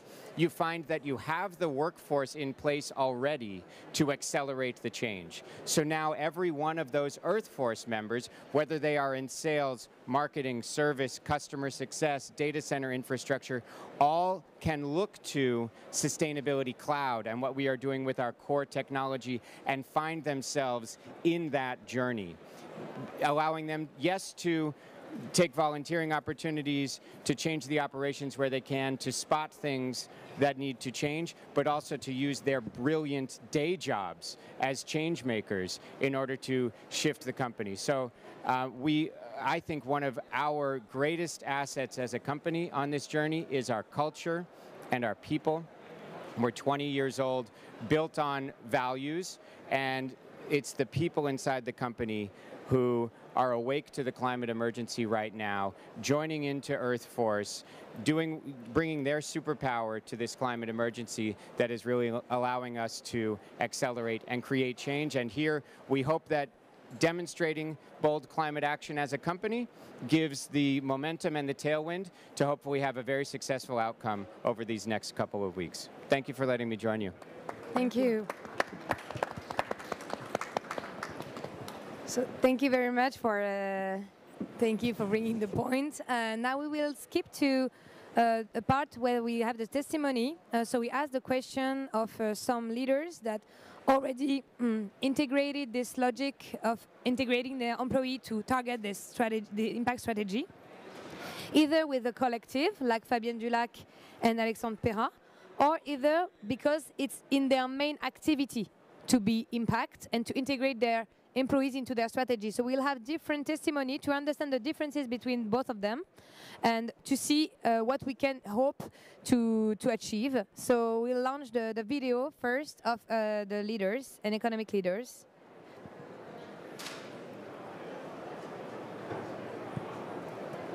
Chez Orange, nous avons la conviction que l'entreprise doit être ancrée dans la société et s'en faire le reflet. De par notre ADN, opérateur historique, mais également notre secteur d'activité, les télécommunications, nous avons mis les enjeux climatiques et l'inclusion numérique au cœur de notre engagement. L'atteinte de résultats concrets passe par une politique d'entreprise volontariste et bien évidemment par l'engagement des salariés, qui est la condition sine qua non de toute réussite. Il n'y a pas de transition possible sans embarquer un collectif, sans une compréhension claire des enjeux, des objectifs et une mise en œuvre cohérente via des plans d'action. Si l'entreprise a toujours été un lieu où se crée le lien social, il est également de plus en plus un lieu où les collaborateurs veulent exprimer leurs convictions et leurs engagements en prolongement de leurs actions citoyennes. Derrière chaque salarié, au final, se cache avant tout un citoyen. On le voit bien chez Orange, mais aussi dans d'autres entreprises. Les collectifs se multiplient autour de ces enjeux. Et c'est en conciliant ses convictions personnelles et ses actions au sein de l'entreprise qu'un collaborateur trouve du sens à son travail et reste de plus en plus engagé envers l'entreprise. En matière environnementale, ce sont d'ailleurs les salariés qui, bien souvent, sont en première ligne pour accélérer la transition écologique au sein de leurs entreprises et mettre la pression sur la gouvernance.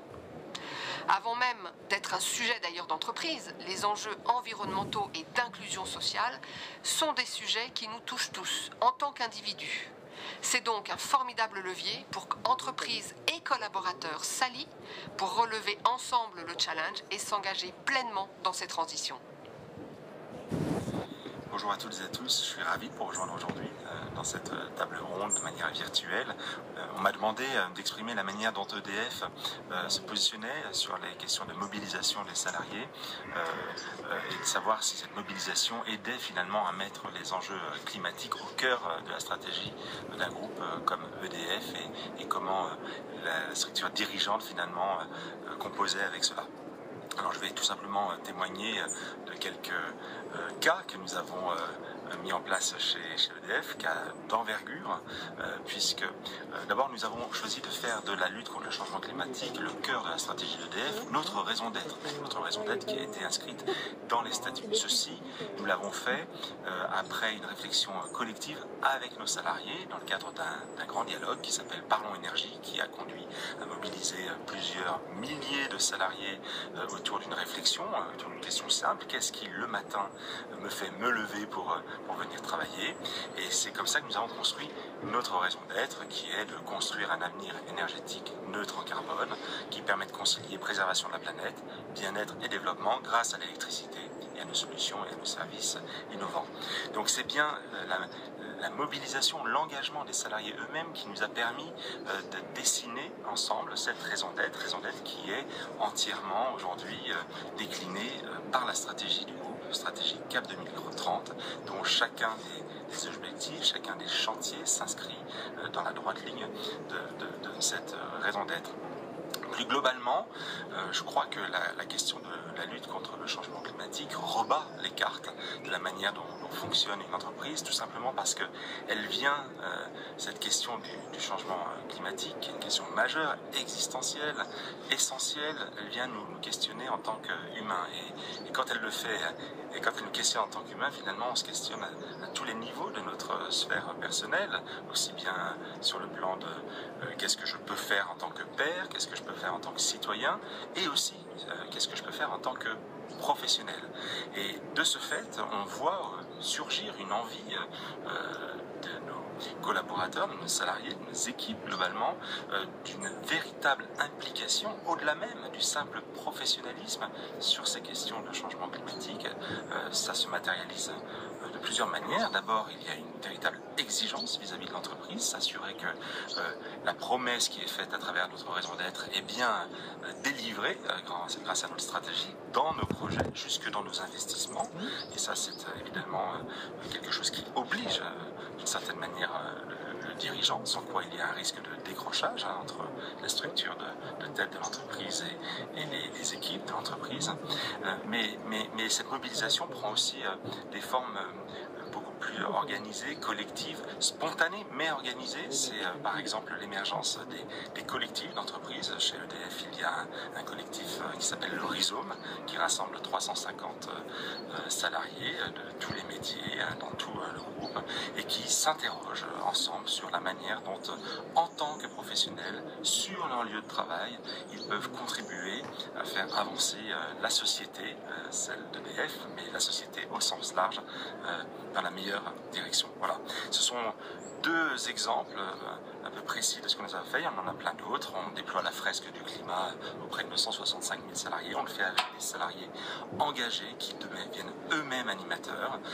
Nous avons aussi des groupes de transformateurs, des groupes de Y, de moins de 35 ans, qui aussi de leur côté travaillent. C'est toute cette ébullition dans l'entreprise finalement qui permet de mettre l'entreprise en mouvement et d'atteindre plus certainement notre raison d'être. Voilà ce que je voulais vous partager aujourd'hui et je vous souhaite de très bons débats. Bonjour, je suis Pierrick de Rhône, président de Biocop. Biocop est une coopérative qui existe depuis 1986 et qui a pour mission de développer l'agriculture biologique dans un esprit d'équité et de coopération. Nous avons choisi le commerce pour y parvenir. Notre credo, 1 mètre carré de surface de vente, c'est 1 hectare de bio développé. Et nous développons une bio équitable, de proximité, avec, pour y parvenir, l'ensemble des acteurs de la chaîne de valeur présents dans la gouvernance, donc les magasins, les salariés, les consommateurs, les producteurs et demain les transformateurs et industriels bio. Notre objectif, c'est évidemment d'avoir un impact sur les changements de société et notamment tous les enjeux autour de l'environnement et du climat. Et l'intérêt d'avoir des salariés est double. Alors le premier, c'est que les salariés investis peuvent participer à la stratégie. Aujourd'hui, plus de 500 salariés sont sociétaires de la coopérative Biocop. Ensuite, l'autre intérêt, c'est que leur regard de salariés, de force productive au sein de la coopérative, avec leur contact avec les clients, dans les fermes, leur permettent d'avoir un regard, de faire un pas de côté et de stimuler des transformations un peu plus difficiles pour d'autres parties prenantes. Je vais prendre l'exemple de l'arrêt de l'eau en bouteille plastique. Biocop ne vend plus d'eau en bouteille plastique depuis 2017 maintenant, depuis 4 ans.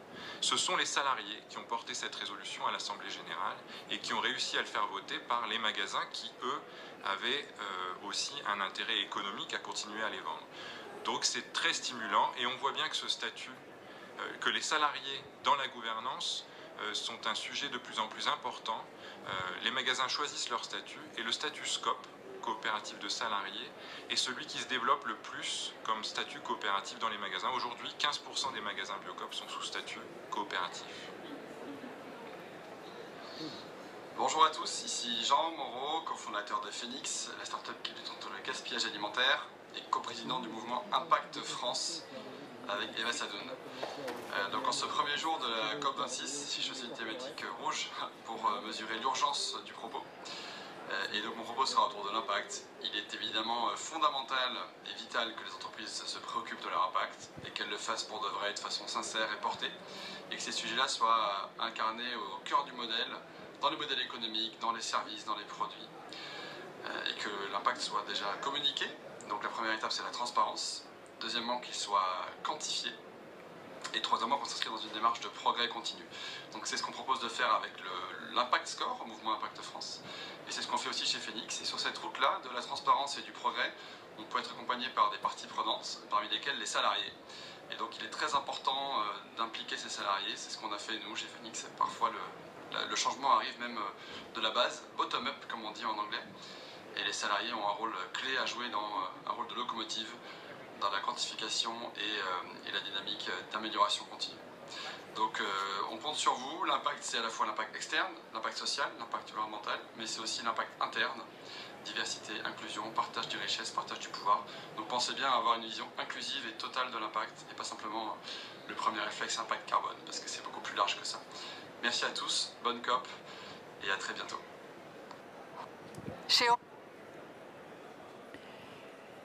On espère que ces témoignages ont pu... hope these testimonies have given you some insights about the way company holders can take this matter of environmental and social change at the heart of their companies.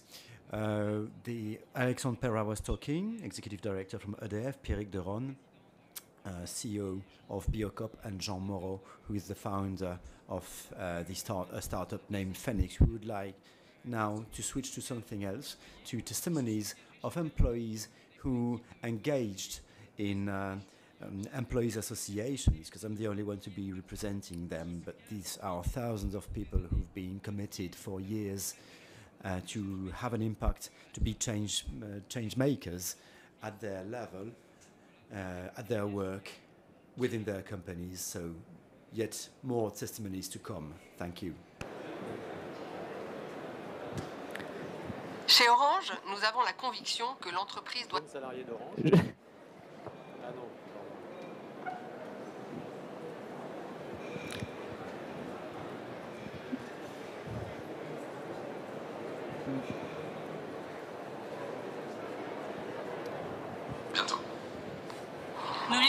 extraordinaire aventure.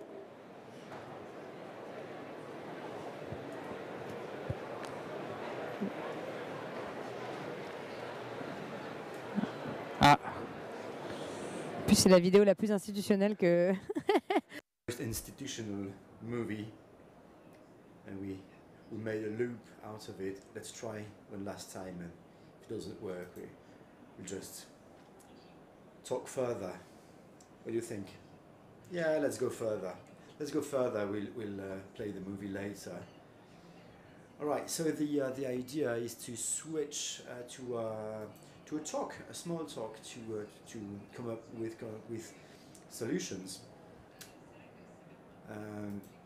This is the goal today, and if we want to find quickly solutions throughout participation and other things as well, we couldn't meet these climate objectives that we are following. We often compare a recession and ecological transition because we're afraid that growth and environmental policies don't go together. But the fact is, it's a bit exaggerated, in fact, because the ecological transition might be problematic for companies, but it doesn't have to be. We've seen that during 40 years in France, we've lost 2 million of jobs because of delocalizations and because of the structure of French economy. It's not because of the of environmental policies. So the question is, what does the well-being of a company rely on, and can environmental policies bring more prosperity? But we have to work with our employees, unless we won't be able to do it, because we will only hear words that are hidden behind indicators such as GPD, growth, and etc. And eventually, this is the question that we are going to ask, and I'm going to interview now Quentin and Emmanuel in order to determine, because we've heard nice, beautiful testimonies, but company owners are like policy makers. They have, they bear power, they bear visions, but it seems quite complicated. Does it mean constraints for you? Is it? What about the positive consequences? What about the negative consequences? We have to talk about that too. So what are the positive impacts of this participation and how to organize it? First things first, I would like to ask Quentin, because his experience is very tangible. Thank you, Eva. The communities that are committed within the employees' associations are motivated by the will to participate, to take part at their level in order to transform their companies. This is a choice they made. They've decided to make an action platform out of their companies in order to get in touch with many people that are connected with the company, suppliers, customers, and etc. So it's a very broad community of people that want to change the world at their level. When we take a look at the 150 associations that we've co-created, there are steps that are taken. We're going to have Finance Day tomorrow, and there are actions about financing. Some associations took interest into employees' savings. We also have associations within banks, so they know a bit about financing. It's a green topic. Some associations have put sobriety at the heart of their energy transition. And on Friday, it's youth, and the associations are very often platforms for youngsters, for younger employees who want to be committed in an employee dynamic, to test another way to live and to work within a company, to have an impact and interact with the other companies, such as the suppliers and customers. Next week there will be adaptation, the Adaptation Day, with topics that are very close to people who are engaged within our associations. That would be about it when it comes to the list, but the very tangible steps that are taken address all the field that we want to address during the COP26. And if to take a closer look, when these steps are fully accompanied by the managers, that can make you gain 2-3 years. If you have the ability to listen to the proper people, to the proper associations at the right moments. We have members that launched a carbon qui viennent du corporate. At the right moments, we have people that started sensibilizing their peers 2 years before it was started at the COP level, and there are dozens of examples like that. The goal is to scale up this impact that we feel, this desire that we feel day after day to be active, to be taking part actively. And the network is getting bigger and bigger so that we can accelerate and accelerate. In 1 or 2 years, Boris Johnson, by the way, has mentioned it on last Monday. And there is another very important thing, namely this commitment is gathering companies that can be seen as something hierarchic, something cold, something not easy to live in. And the truth is that the relations that are created between associations and managers, between employees and managers between employees are creating a completely different experience. And this is what we want to scale up. Thank you, Quentin. Emmanuel, your experience, based on your experience, what have you seen when it comes to committing employees? Thank you, Eva. In fact, actually, as a director of a company, I've changed through a dialogue with the employees. It was 2015, 10 years ago, they moved me from where I was because they were looking at the world around. From an angle of professionals of their generation, of their country, which was not mine. So I can actually say that I'm the product as a CEO of the force of the transformation of these collectives. Il y a déjà un certain nombre d'années. We created a process through which the governance of the company lays on these collective. There's a program that's called One Person, One Voice, One Action. Every year 1 million employees are asked and they are supposed to express the objectives for 2030.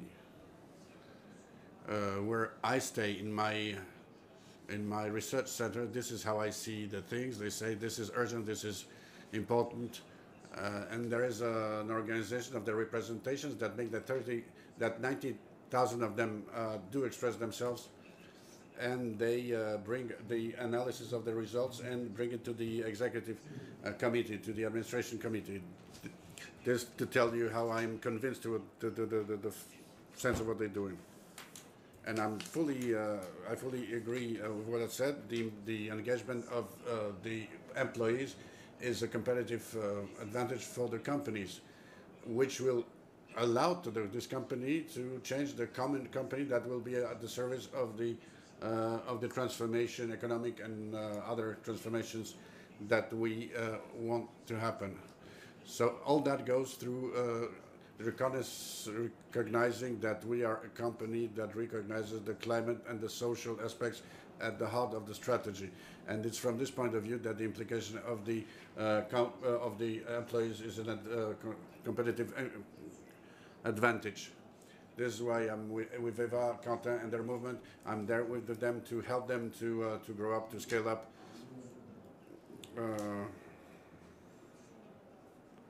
I think this is fundamental for the future of the companies. In the interest of the companies in which these movements are born, whether we're talking about CEOs like Eva or the movements of employees like Quentin and the others. We are ready.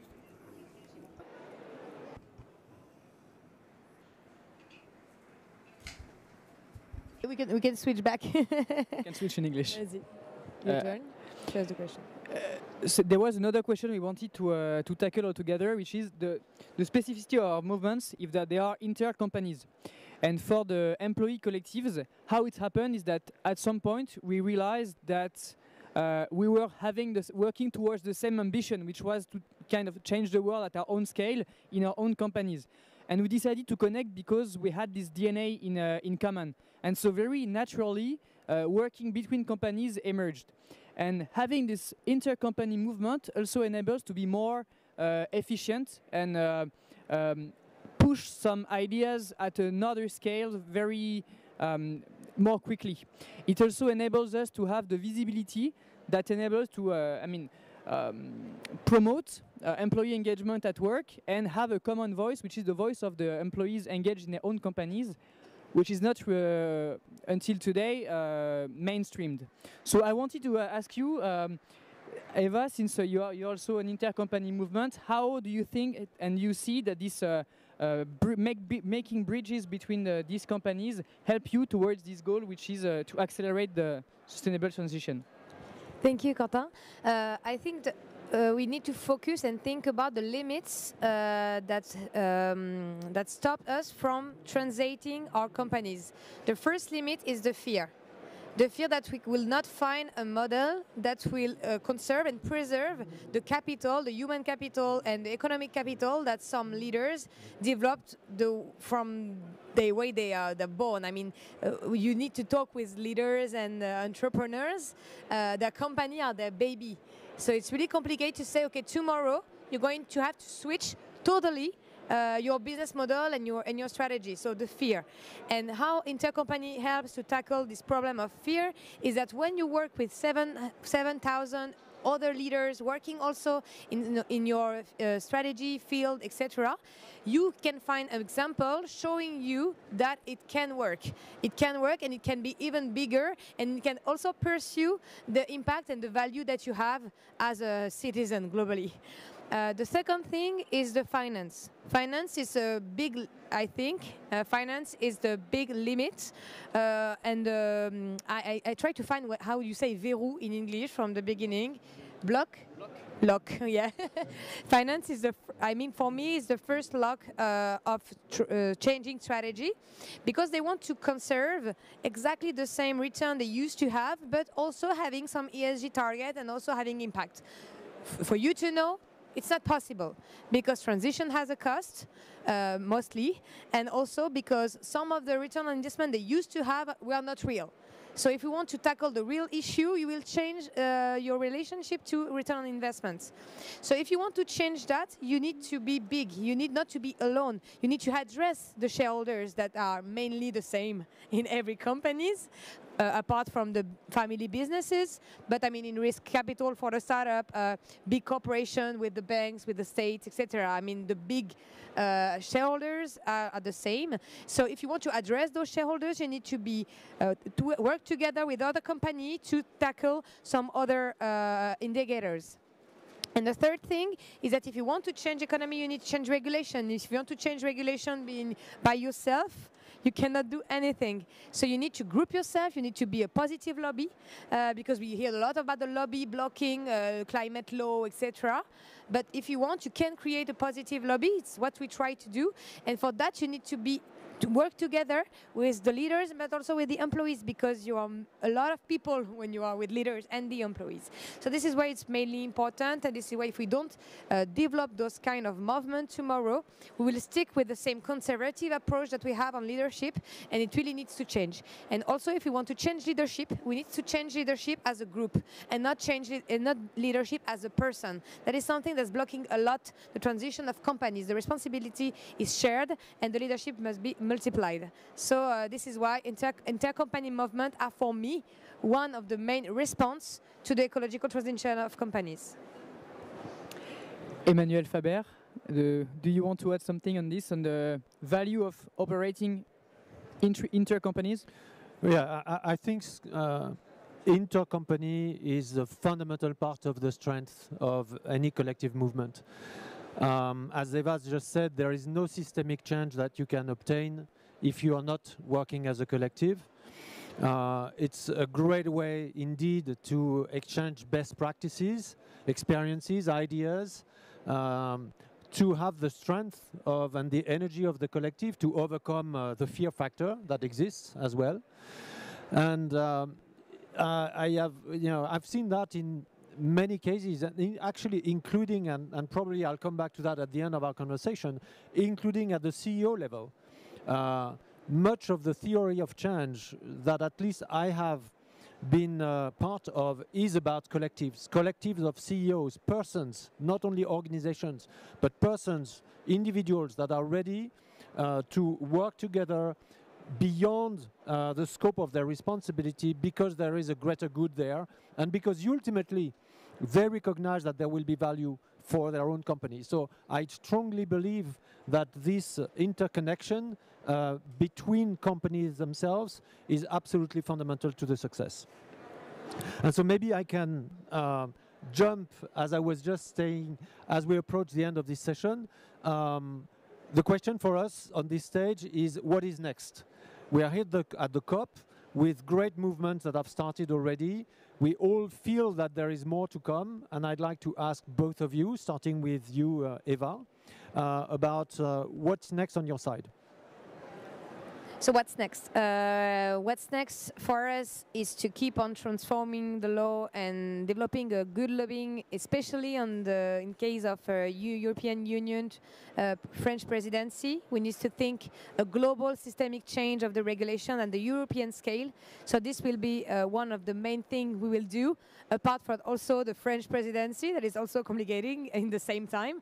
But we will try to change the regulation from that. And the second is to develop collective approach with the collective of employees, we hope, to make also the impact score and all the index that we have evolve, to integrate this idea of participation of collectives inside the strategy.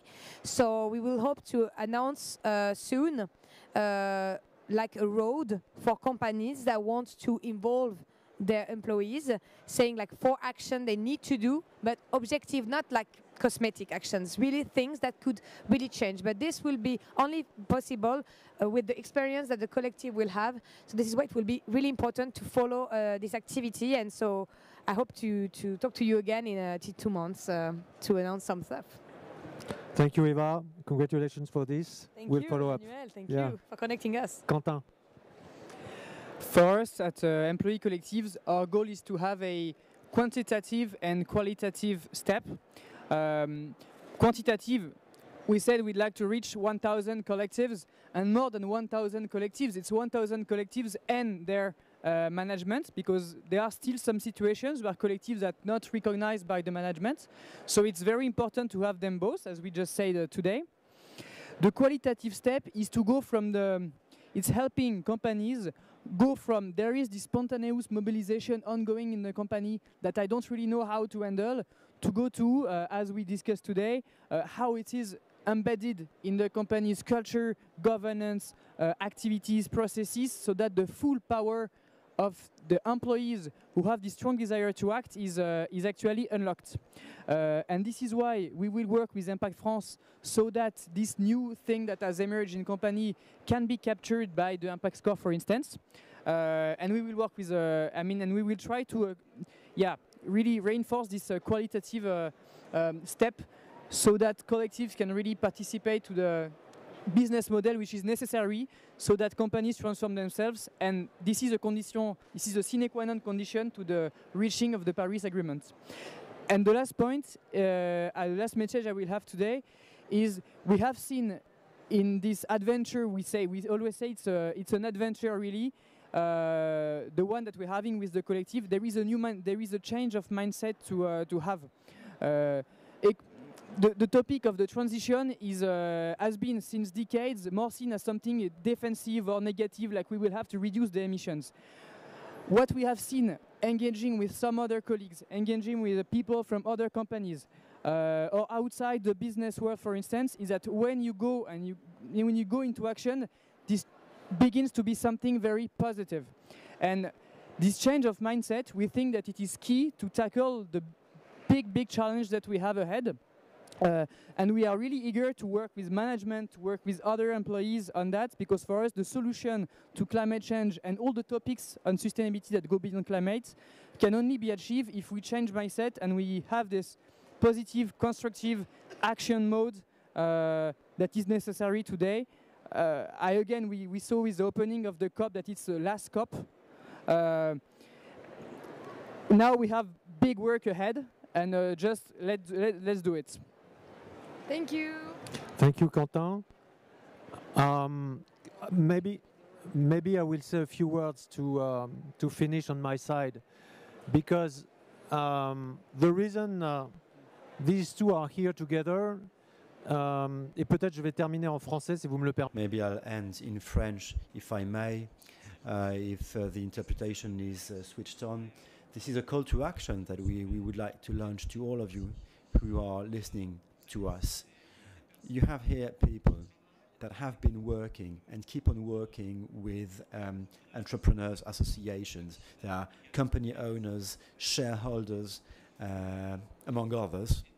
Quentin, such as others, who have been working together with employees, and as Quentin himself said, the goal of the employees is to cooperate with the management in a certain amount of companies. It's already the practice. Eva can tell us a couple of words about very committed company holders, but what we still lack to go further, and this is my call to action, we lack big companies owners. There are CEOs who are committed in their mind, but they lack time. I'm talking about people who belong to the boards but are not CEOs. They have more time, and I've seen thousands of messages of people asking how they could help to the transition. Well, this is the answer. We can answer the question now. During the upcoming weeks, we are looking at creating a platform, which will be a site on which all these who have big responsibilities in big companies, in companies in general, but especially in big companies, to support the movement, not to control the movement, but to come over and get in touch with us in order to exchange with us, but also between themselves, to see what is the potential of their employees to create interconnected platforms between companies. That would be incredible. There is a strong desire. I've met dozens of people this morning, sustainability, big company owners, who came by themselves to discuss with us. So there is desire, there is appetite. We are creating a tool for these company owners or board members, managers, to start acting. Companies don't change by themselves. Companies change because companies are made of people, and people change. They change themselves and they change their companies. And this is what we are witnessing at this moment. There is a real paradigm shift for the best of the companies, for their capacity to get into this environmental transition. Thanks to all of you, and we'll end with a short movie. Thank you. Thank you, Emmanuel. Merci, Quentin. Thank you, Quentin.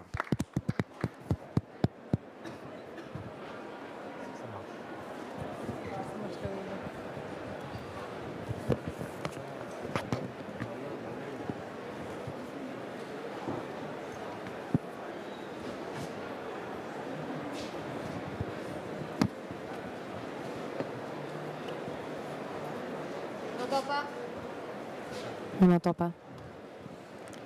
Vous entendez? Do you hear something? We don't hear the movie.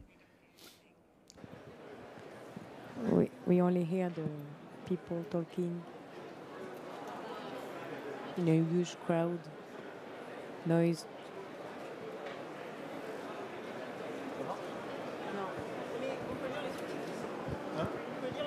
Ah ouais. Bah, lisez. We can read the subtitles, yes, that's an idea. The subtitles are there, so instead of hearing and listening, we'll be reading. They have marvelous voices, so it's such a pity, but let's read. Where are you? On n'aurait jamais dû.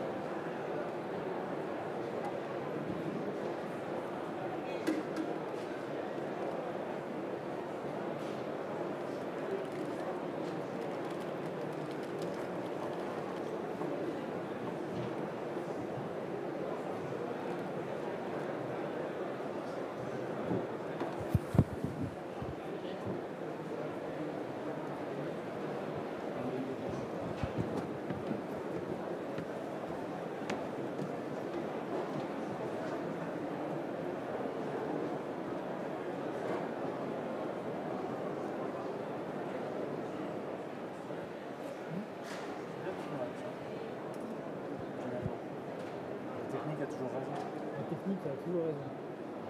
Je sais pas si c'est mieux sans son. Heureusement qu'on n'a pas passé le week-end avec une petite musique derrière. Ouais, c'est ça. On l'a fait avec les moyens du bord. Ouais.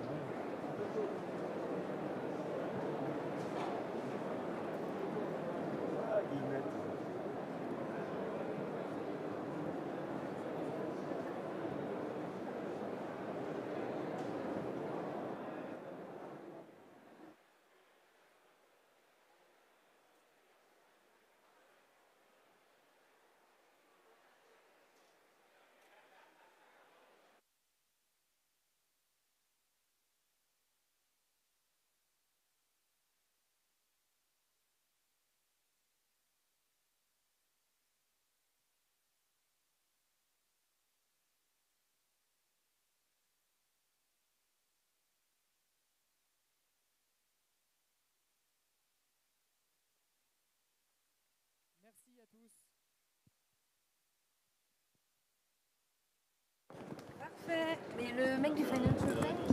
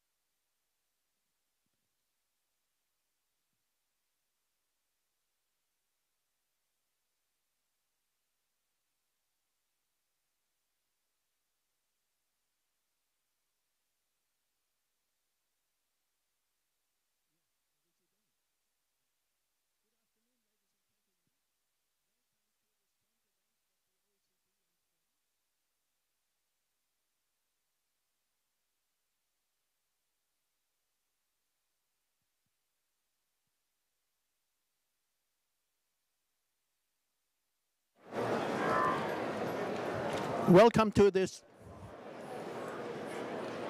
Well, can you hear me? Not really. Yes. Yeah? You can hear it on the headphones. Welcome to this joint event of the OECD and France. My name is Gerd Leipold. I'm your moderator for this event. I lead Climate Transparency, which is a network of 16 organizations from 14 countries. We have a very important subject today, namely how to help countries to reach net zero, and in particular how the recently launched IPAC initiative, the International Programme for Action on Climate, can help countries in that respect. Briefly, what we will hear this afternoon, we will have two keynote speeches, one from the Secretary General of the OECD, one from the French Minister of Ecological Transition. Then we have the honor of having the President of Colombia with us to give a speech. And after that, we have two ministers, the minister from Luxembourg and from Colombia, discussing the issues further. Towards the end, if we still have time, you can ask questions. And now I would give the floor to Matthias Cormann, the new Secretary General of the OECD. The OECD, like all international organizations, faces a challenge, how well it will help solve the climate crisis, and I know very much that's a personal challenge for him as well, and how he will measure his own time at the OECD. Please. Thank you very much, Mesdames et Messieurs les ministres, Excellences. Je suis ravi de vous accueillir à ce panel de haut niveau conjoint OCDE France sur le programme. The microphone doesn't work. Permettez-moi d'abord de remercier le gouvernement français. The microphone doesn't work. Therefore, there's no interpretation. Ainsi que leur initiative, leur leadership, leur soutien à IPAC. Let me also acknowledge my good friend, President Juncker of Colombia. Very good to have you here with us. And thank you also to our distinguished panelists for joining us today. We are in the race against the clock to set out robust, meaningful pathways to net zero emissions by 2050. Recent momentum on mitigation commitments is, of course, encouraging. But in the end, it is securing real outcomes, not just commitments, that will matter. As you all well know, and as the recent UNFCCC report shows, the current level of ambition, let alone actual effort as set out in nationally determined contributions, is not enough for the world to reach net zero by 2050. We will have to do better. We must do better. Tackling climate change effectively and efficiently requires shared responsibility and strong, globally better coordinated action. We need a lifting of ambition and effort around the world in a way that is effective and fair. Effective in that efforts in individual jurisdictions help to reduce global emissions rather than just shift emissions into other parts of the world, and fair in that every country carries an appropriate, proportionate and verifiable share of the burden. At this point, we do not have sufficient details on how countries aim to achieve their announced targets on mitigation, adaptation and financing. There are a range of different levers governments can use to maximize their emissions reduction outcomes. And we have to recognize, as the Paris Agreement recognizes, that different countries facing different circumstances will pursue different combinations of climate policy measures. However, we need much better data to track, measure, report and compare the effectiveness of climate action efforts pursued by countries all around the world, including how these efforts contribute to our global climate mission. To help us get to global net zero by 2050, measures in individual jurisdictions must contribute to a reduction in global emissions and, as I said, not just shift emissions to other parts of the world. IPAC has been developed to help address these challenges. Through regular monitoring, policy evaluation and dialogue on results and good practices, IPAC helps participating countries strengthen and coordinate their climate action, complementing and supporting the UNFCCC and Paris Agreement monitoring frameworks. In its first phase, IPAC will comprise 4 activities: a dashboard of climate-related indicators, the Climate Action Monitor, which I will talk a bit more about in a minute, a web portal to exchange good practices, and from next year we will produce regular country-specific notes on climate action. The first of these, the IPAC dashboard, was launched at our OECD Ministerial Council meeting 4 weeks ago. The dashboard helps to track and assess progress in delivering on climate commitments through the use of internationally harmonized and mutually agreed indicators. These indicators address 3 dimensions of the climate challenge and solution: emissions, impacts and risks, and action and opportunities. We will have the opportunity to show you a short video of the dashboard in action later in this session. Today I'm pleased to launch our second IPAC deliverable, the Climate Action Monitor. The monitor, which will be released annually, provides a digest of country progress towards climate objectives and alignment with the Paris Agreement goals. Alongside the IPAC dashboard, it complements and supports the UNFCCC and Paris Agreement monitoring frameworks. It reviews key developments and highlights areas for further policy action. And it also showcases best practice examples of climate policies and overall strengthens transparency of climate action. Results in this preliminary version of the monitor shows that countries remain far from achieving national and global climate objectives, exacerbating vulnerability to climate impacts and risks. Global emissions continue to track at a level which is inconsistent with agreed targets. If we are to stay on track to achieve our 2030 objectives and ultimately our global net zero by 2050 objective, then countries will have to reduce emissions or limit their increase to a much larger extent over the next 10 years than they have done over the past 30 years. In particular, the monitor points to 5 cross-cutting challenges, drawing also on wider OECD analysis. First, carbon is unevenly and insufficiently priced. About 50% of carbon emissions from energy use in OECD and G20 countries remained entirely unpriced in 2021. The 44 OECD and G20 countries analyzed still have 80% of the way to go to reach the pricing benchmark needed to move towards a low-carbon economy. Second, many policies still support carbon-intensive investment, production and consumption. OECD and partner economies provided around $183 billion US worth of support for fossil fuels in 2020. With government recovery packages and the gradual reopening of the global economy driving up energy prices, it is expected that overall fossil fuel support will rise again. And we must also tackle other environmentally harmful subsidies, which includes agricultural subsidies contributing to higher emissions by driving overproduction and deforestation, as well as negatively impacting our biodiversity and ecosystems. The OECD has led international work in understanding and quantifying agricultural subsidies for decades, and we will continue to pursue our work in this area. Third, green budgeting is not yet sufficiently adopted to allow for fiscal policy to effectively and efficiently support climate action. Less than half of the 39 countries of the OECD that the OECD has studied have green budgeting practices in place. Fourth, climate policies within countries remain fragmented and often misaligned. Most governments have yet to operationalize their 2030 targets into whole-of-economy strategies. Finally, and this is a very important point, there is insufficient support for innovation.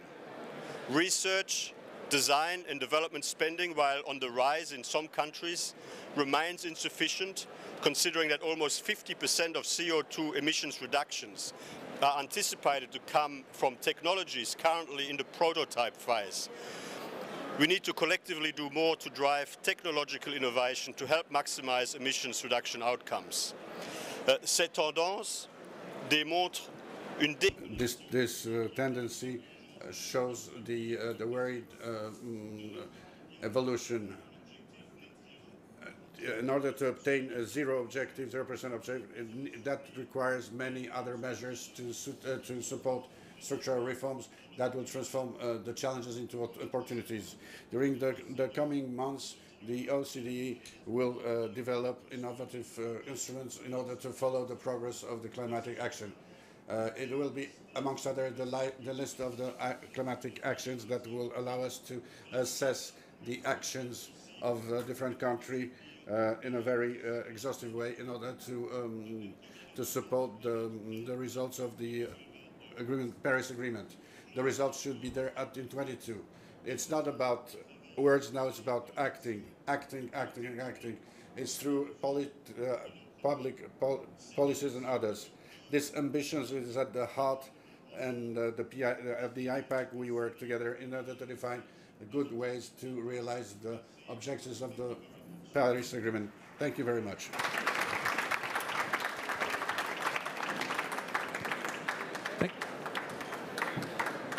Thank you very much.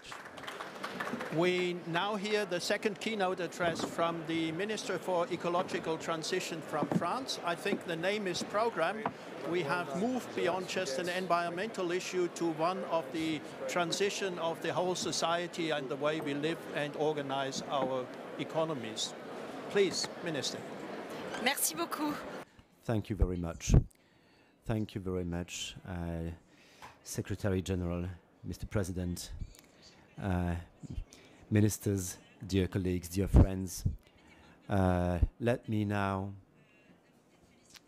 congratulate Mr. Corman for his will to make out of the climate one of the priorities or the priority of the OECD, the international program, the IPAC that France initiated has known a certain acceleration since you came into power, and I thank you for that. The publication of the first dashboard with the monitoring on climate action is an important event to which I have the pleasure to associate at the occasion of the COP26. The ambition now is to pilot objectively, regularly, and with transparency the progresses made by the countries towards climate neutrality, because it's essential to follow the consistency of the implementation of the objectives of the countries. This is the goal of the IPAC. We have the reporting system of the Paris Agreement in order to follow the results. IPAC is a complementary tool that has got to give us the possibility to show our will to progress all together.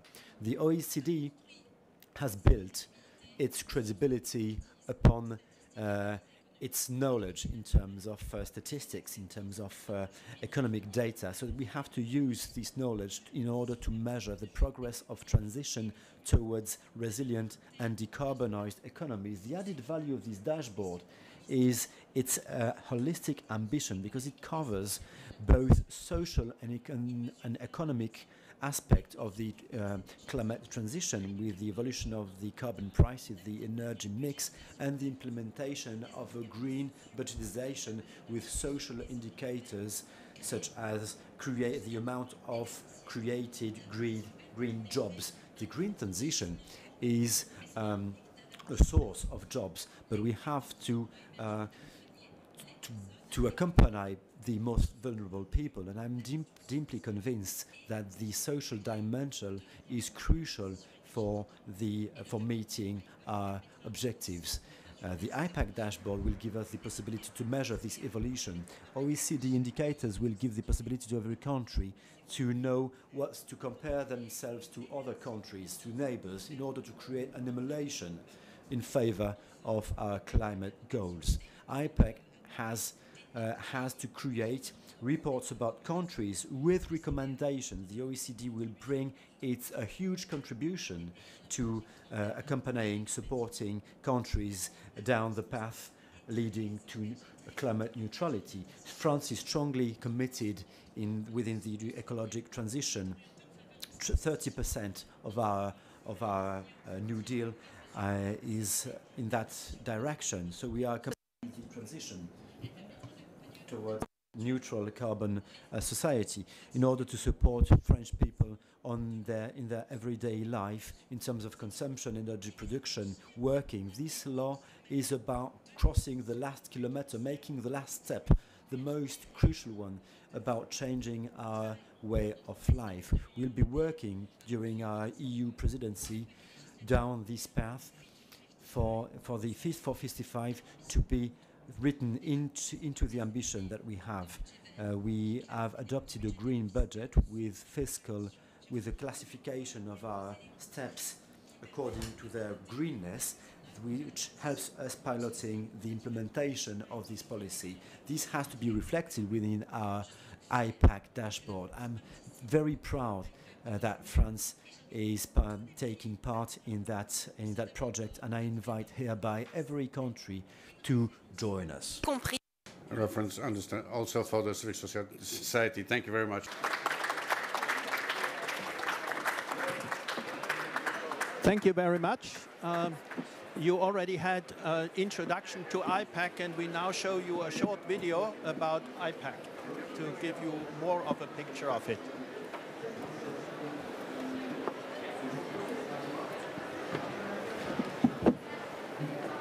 We changed the program. We have the honor to have an address by the President of Colombia, Mr. Iván Duque Márquez. Thank you so much. Thank you, Mr. Secretary General of the OECD, my good friend Matthias Cormann, Madame Ministre, it's a pleasure. And Minister, it's a great honor to share this event with you. I am so delighted to be here with such a distinguished group of public servants and leaders of the environmental policies around the world. As you well know, Colombia joined the OECD quite recently, but we have become not only a new but an enthusiastic member that believes that the OECD helps the countries raise the standards so that we can move along best practices around the world. One of the causes that we have embraced in our country is to lead by example when it comes to environmental policies. And the reason we have decided to take such a decision is because Colombia is the host of 52% of the world's high-altitude ecosystems. Also because Colombia is the second country with the most biodiversity around the world, because 52% of our land is tropical forest, and because 35% of our territory is Amazonic land. We only represent 0.6% of all the greenhouse gases emissions around the world, but we're in the top 20 of the most threatened countries by the climate crisis that we face. So we have decided to make a very important transformation and a very strong commitment. We have decided to become a carbon neutral country by 2050, but we also want to be a nature positive country as soon as possible. We have committed to the Leaders' Pledge for Nature so that 30% of our territory will be declared a protected area by 2030. But as I said this morning, we're not waiting 8 more years. We want to have 30% of our territory declared as a protected area in 2022. And the big demonstration of that is what we just announced a few minutes ago, where in our marine protected areas, we're making an expansion of 16 million hectares. And that is no theoretical. That is just an action that we have announced. We've also decided that Colombia must lead in the energy transition. 3 years ago, when I assumed office, we only have 28 megawatts of installed capacity in non-conventional renewables. And as of today, with projects that we have already inaugurated, with projects that are being built, and with projects that have also materialized in terms of contracts after the auctions we subscribed last week, we're going to move to 2,800. That means we'll be expanding by more than 100 times our installed capacity in non-conventional renewables. We also committed ourselves to the 1 Trillion Trees Initiative 2 years ago in Davos. And with that commitment, we said we wanted to plant 180 million trees by August 2022. We are having, by December this year, 120 million trees planted in Colombia, and we will fulfill that target. And we have also assumed the responsibility of protecting the Amazon with the Leticia Pact, including nature-based solutions, payment for environmental services, and natural contractual businesses with peasants and indigenous communities. So why do I mention all this in this event? Because APAC is aimed to become the most important monitoring tool for environmental policies, so that all that we are committing, it has traceability, and it is based on data, and it is based on evidence. So Colombia has not only subscribed to APAC, but we're also investing from our fiscal resources something close to $45 million, so that we will have all the instruments to monitor the achievement of our environmental policy targets. And we have also undertaken a new effort. Our commitment of becoming a carbon neutral country in 2050, and our commitment of reducing by 51% our CO2 emissions by 2030, is going to be based on a state policy and legislation that compromises not only the national government, but local governments.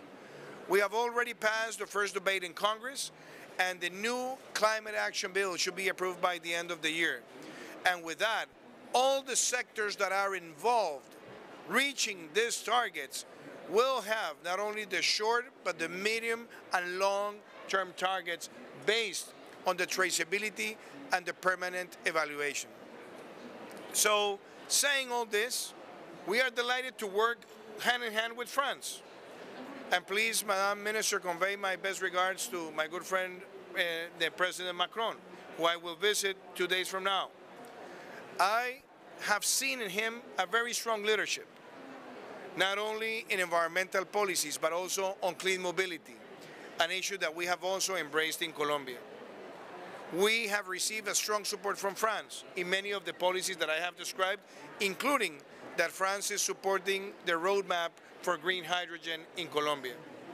So, Mr. Secretary, you have started your role as Secretary General a few months ago, but you're demonstrating a strong leadership. And that's why we delightedly supported your candidacy, because we know your commitment in this cause is going to make a very important acceleration of the OECD best practices in environmental management. APAC represents an opportunity and represents the most valuable resource that we could have in order to generate the confidence and the trust from the private sector and from green financing institutions to support all the targets that we're setting here in Glasgow and the targets that we are making a national state policy. Thank you very much.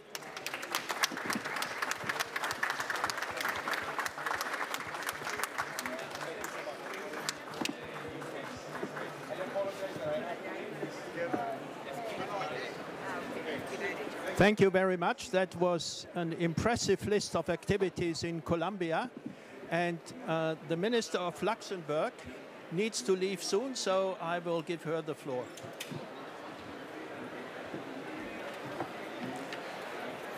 Thank you very much. And first of all, Mr. Secretary General, dear colleague, it's a big pleasure, and thank you for welcoming us here in the French Pavilion and for organizing this. And after a speech, after a president, is always a very difficult thing.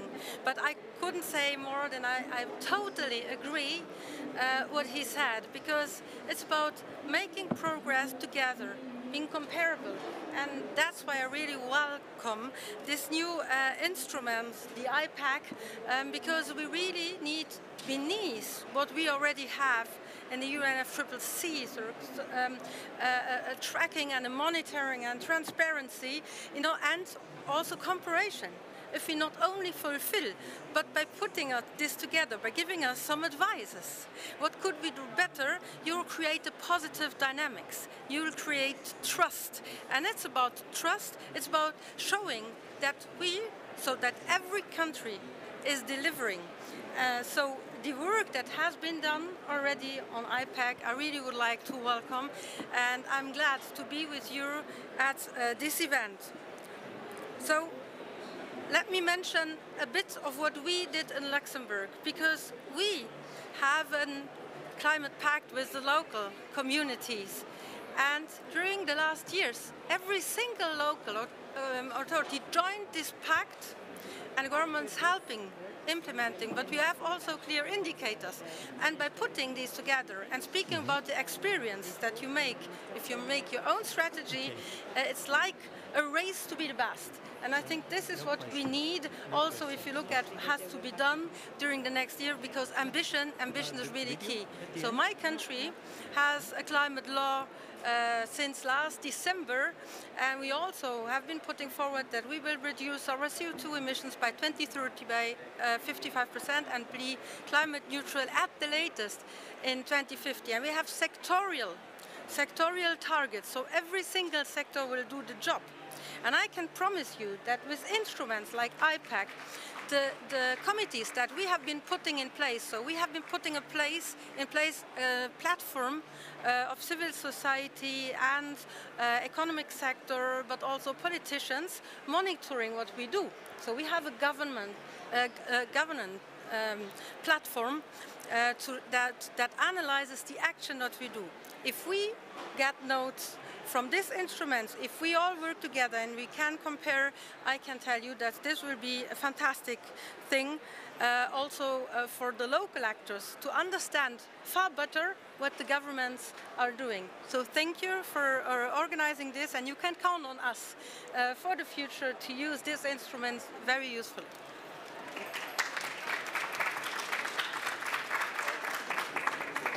Thank you very much. The minister has to leave. Unfortunately, the minister from Colombia could not come to this event, but we already heard a lot about Colombia.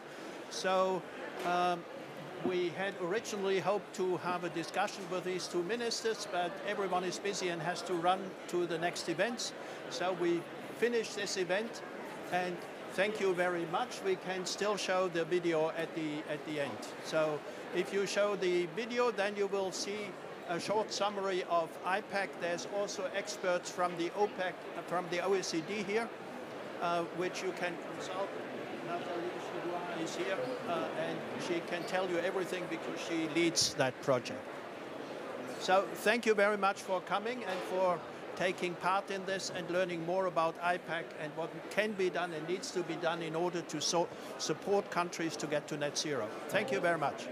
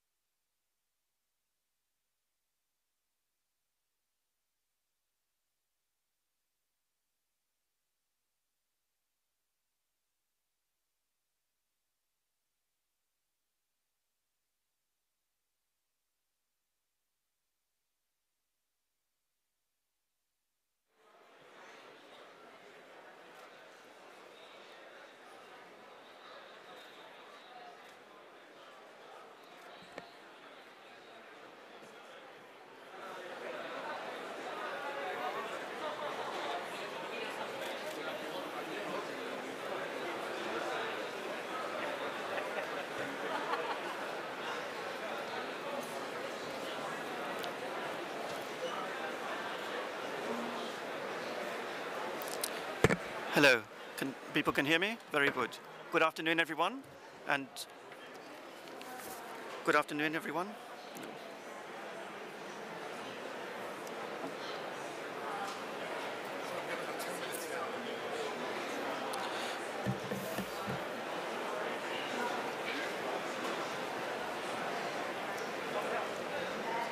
Good afternoon.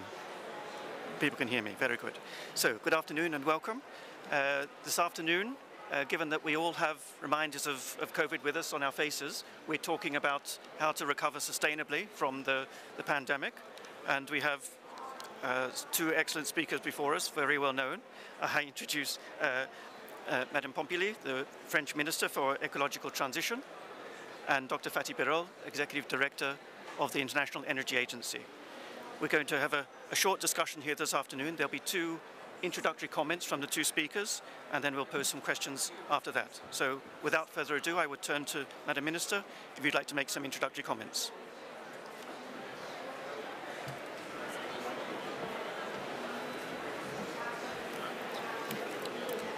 Thank you very much.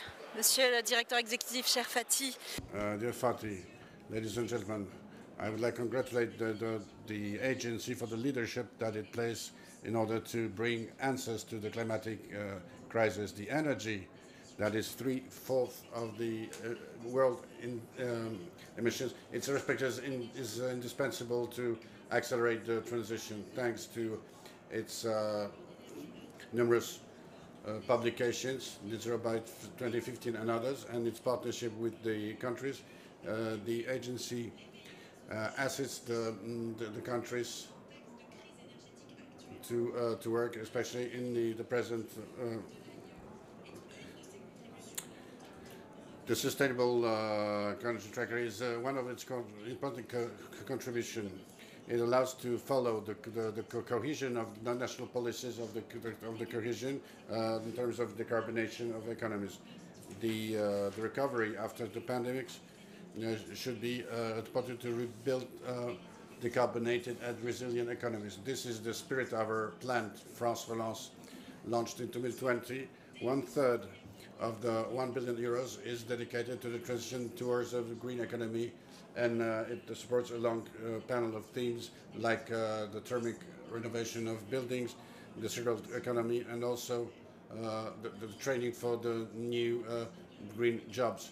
The President unveiled a new investment plan for 2030, €30 billion on 5 years. Half of it will be dedicated to ecological transition. It is supposed to prepare our country to better live, better prepare, better produce in its decarbonation. The priority is the decarbonation of our societies in order to allow a massive reduction of the emission of greenhouse gases in order to be fully aligned with the objectives of the Paris Agreement. This is what I wanted to say as an introduction before we get to the discussion. Je gêne pas, hein, la fille.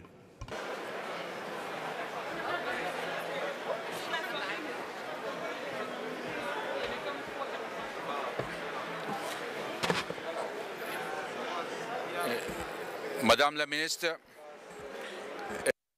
Dear Minister, to all of you, the world had a major catastrophe, COVID. And this COVID problem had huge impact on global economy. And we all knew in the year 2020 that the global economy will go through a major decline. And at that time, March 2020, International Energy Agency was the first one who said that the global economic recovery should be a sustainable one, and the clean energy should be at the heart of the all stimulus economic recovery packages. Otherwise, we would see a fossil fuel driven economic recovery. And what we have done, we look at all the countries, who is doing what. and I will come in a moment, France is one of the very few countries who did very well. But the general picture is not good. Countries up to now put $17 trillion to give a rebound to global economy, stimulus packages, and out of this $17 trillion, only 3% went to clean energy incentives. From $17 trillion, only 3%. Most of those countries, unfortunately, did not do well. But again, France, bravo à la France. Bravo pour la Madame Ministre, pour la France Relance. Vraiment bravo. Very few countries. And what is the result? Two things. Because as I said, we are witnessing an unsustainable economic recovery, and with two implications. Number one, global energy price spike because of the huge growth of fossil fuels, oil, gas, and coal. And I know that some commentators, some governments, some industry want to misportray these high prices as the first crisis of clean energy transition. This is inaccurate. This is not true. If there is one link to clean energy of this crisis, it is not because there is too much clean energy, but there is too little clean energy. This is the only link. This is number one implication. The second implication is we are seeing the very high growth of CO2 emissions, the second largest increase of CO2 emissions in the history. Therefore, we are unfortunately witnessing an unsustainable economic recovery, and we have several new economic packages to be announced in the next months to come, and I really hope that they go in the right direction and follow the footsteps of France and other countries. And I stop here. Thank you.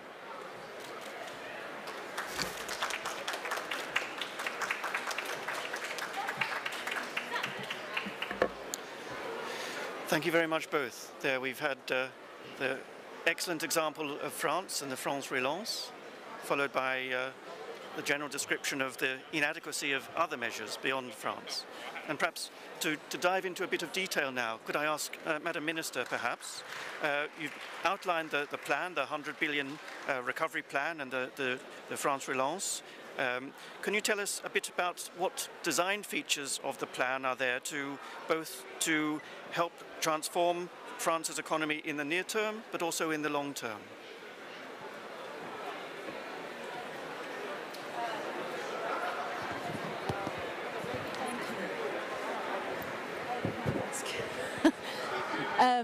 This plan, which will invest $100 billion euros, not dollar, over 2 years, 40% of which through EU fundings, is deployed around 3 components. First is ecology, to support the transition to a net zero economy and resilient economy. Second is competitiveness, to give companies the most favorable conditions to develop their activities and thus preserve employment. And third, in cohesion, to support youth employment and ensure solidarity between generations, territories, and between all French people, because we need everyone on board. Within these 100 billion euros, 30 billion euros will be devoted to the ecological transition in all its forms.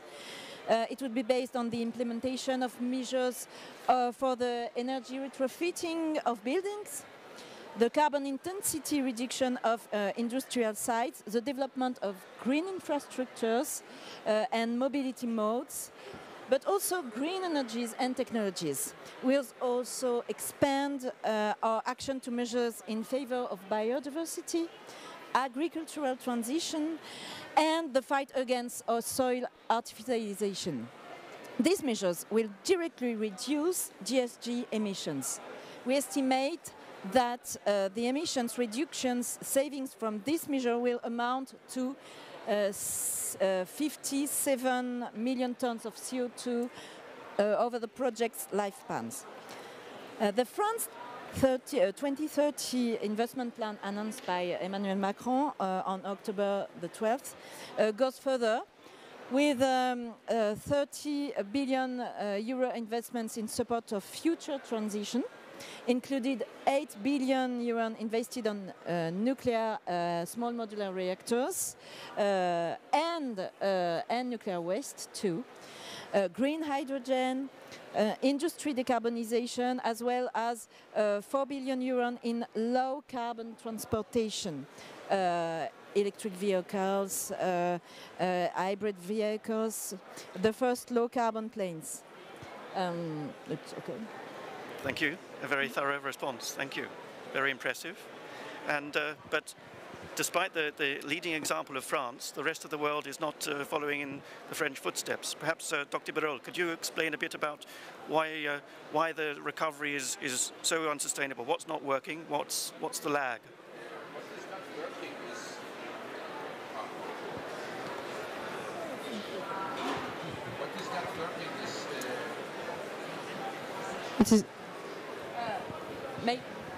Thank you. Merci beaucoup. So what is not working is, Tom, the bulk of the money goes to outside of the clean energy options. One can understand that some money goes to put firewalls around the economy, but unfortunately, we do not see clean energy options get any significant incentive. It can be solar, it can be wind, it can be other decarbonization measures, as Madame la Minister mentioned. So this is not happening. And on top of that, what we are seeing, the opposite trend. For example, just one example, Sub-Saharan Africa. When you look at the number of people in Sub-Saharan Africa who do not have electricity, in the last 10 years, it was going down. Less and less people were deprived from electricity. It was a good trend. But now we are seeing that it is still increasing again. More and more people will have no access to electricity. Another bad trend. So as a result of that, we are witnessing an unsustainable economic growth, which ends up with A, huge emissions growth, global CO2 emissions, and B, very high energy prices. And once again, I am very afraid that this high energy prices will be portrayed as the first crisis of clean energy transition. When I talk with different government leaders here, there are some suspicions here and there which is completely wrong, and we must make sure that this wrong propaganda is pushed back. And second, the next phases of recovery packages follow the footsteps of countries like France and other countries. And once again, Madam Minister, thank you very much for playing a critical role. I know I follow from the news and everything what a critical role you played. Such a important example is set for France, but also for Europe and beyond. Thank you, Tom. Thank you, Dr. Birol. Perhaps just as a last question to bring us back to COP26 and why you're both here this week, can you say what do you hope to bring? You're bringing good examples of what's happening in France and good analysis of the direction of travel. What would you hope would be the expectations and outcomes from COP? What will make a successful COP from your understanding? Okay, mine is very simple. Simple to say that world leaders here, there are more than 100 world leaders, they give the rest of the world, to investors, to people who are following around the world, an unmistakable signal that they are united to build a clean energy future. This political determination, this political signal should be given to the rest of the world, and I hope it happens. But I am seeing already, this is the second day, a lot of encouraging signals from some good news, encouraging news for the financial support for the emerging countries to the methane pledge that the more than 100 countries made. But it remains to be seen. But again, for me, the political determination of the world leaders giving an unmistakable signal would be, for me, the criteria to see it's successful or not. Thank you, Dr. Rowe. Minister. Yes, I totally agree with you, Fatih. We need strong commitments. We need clear commitments, and especially from the bigger emitters, because if they don't do that, it's very difficult for other countries, for investors to follow. And that's why my first goal for this COP26 is a commitment on the 1.5, because it's the basis of everything on 1.5, and financing, but not only financing, how we implement it. How we implement it with examples. We can show, yes, we can. When we work together, when we have agreement, when we build together, we can succeed. And as European countries, we made commitments, ambitious commitments, but our responsibility is to go with other countries, emerging countries, and to work with them and to say, okay, we speak about $100 billion, it's important, but it's not just philosophical dollars. We need to show how we use them. Minister, Dr. Burrell, thank you very much. We have an enthusiastic and optimistic call for action, and we wait for the rest of the week to see how this pans out. Thank you very much. Thank you.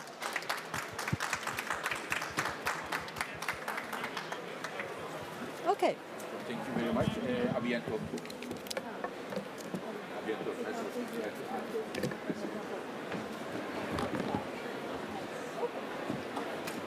It was. Merci à vous.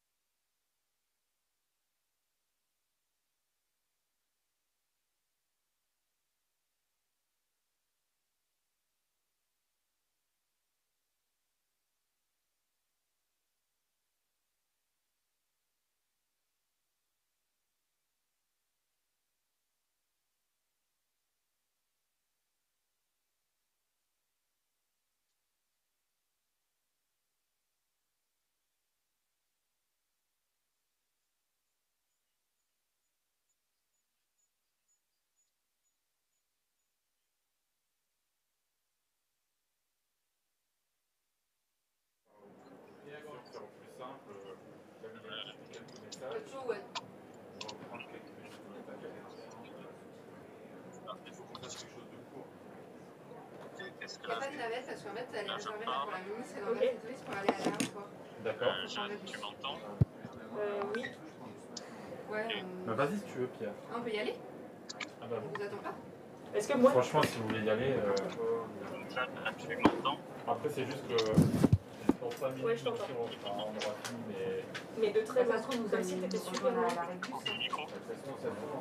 Il y a le micro. Ton micro à toi. Tu veux que je coupe? Ah, d'accord. Vas-y, je passe. Est-ce que vous pouvez ne pas faire de bruit parce qu'on entend le micro? Ah, juste, est-ce que 2 minutes, vous pouvez essayer de ne pas faire de bruit? Fais juste un test pour essayer. Donc, là, je parle.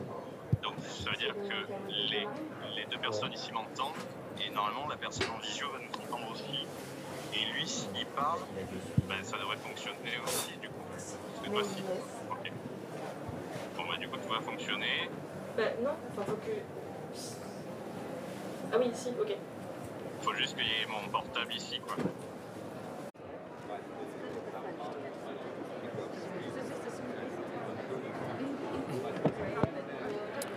Bonjour à tous. Hello everyone, good afternoon. Good afternoon everyone, does it work? Do you hear me? Seems you do. Good afternoon, welcome to the French Pavilion. You need to put the no, but you will, because it is going to be live streamed, so you will need to use the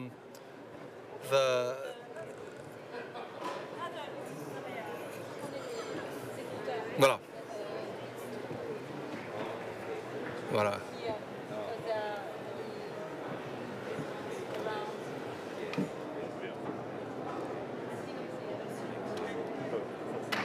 Voilà. Je pense qu'il faut qu'elle utilise pour le live stream, c'est bon? D'accord. Ok.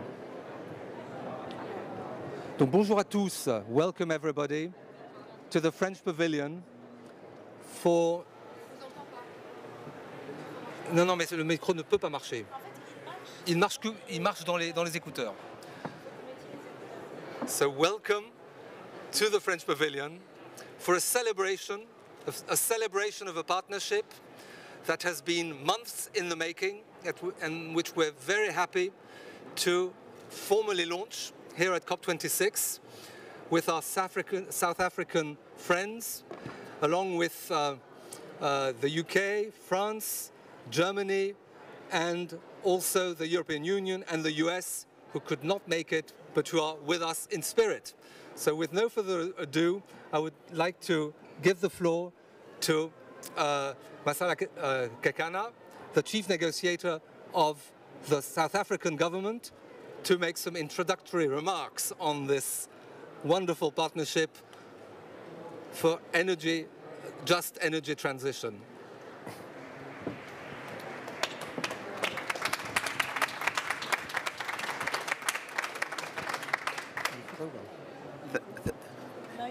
Okay, thank you, Stefan, and good afternoon, Excellencies. It is my great pleasure to be on this podium today, on this historic day, the day that a deal of its kind was concluded.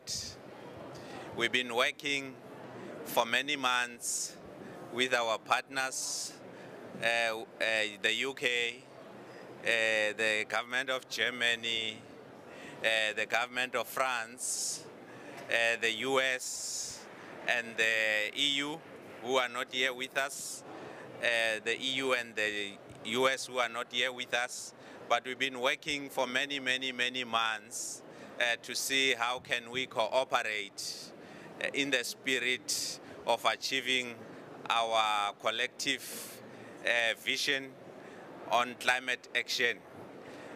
So we spent quite a lot of time.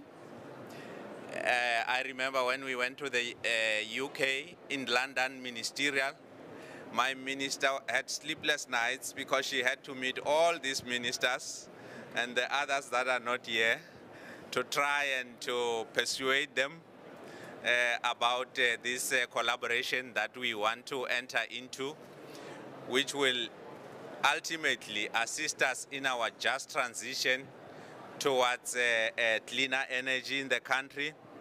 Many of you know that a lot of our greenhouse gas emissions come from the electricity sector.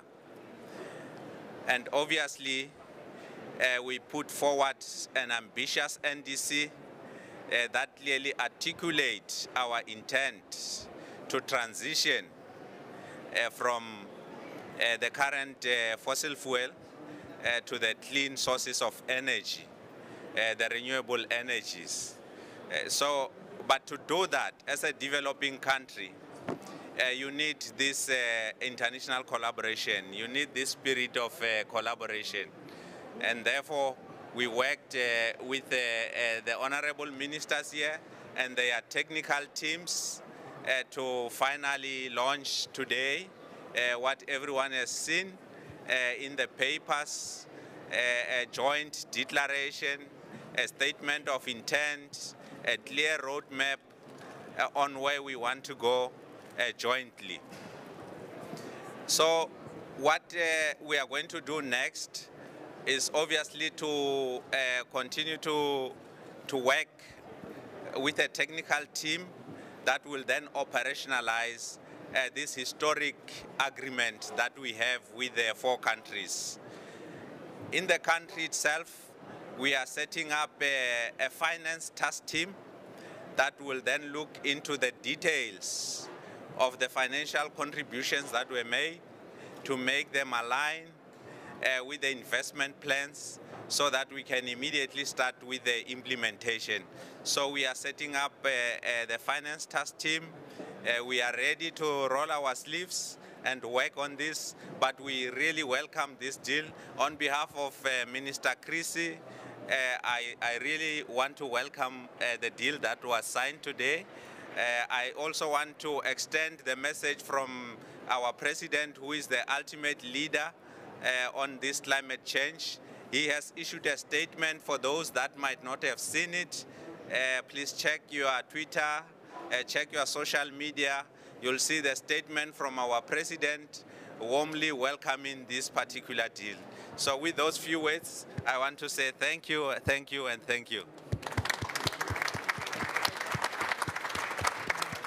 Thank you. Thank you very much, Mr. Can I ask Minister Pompili, Barbara Pompili, to take the floor? Thank you.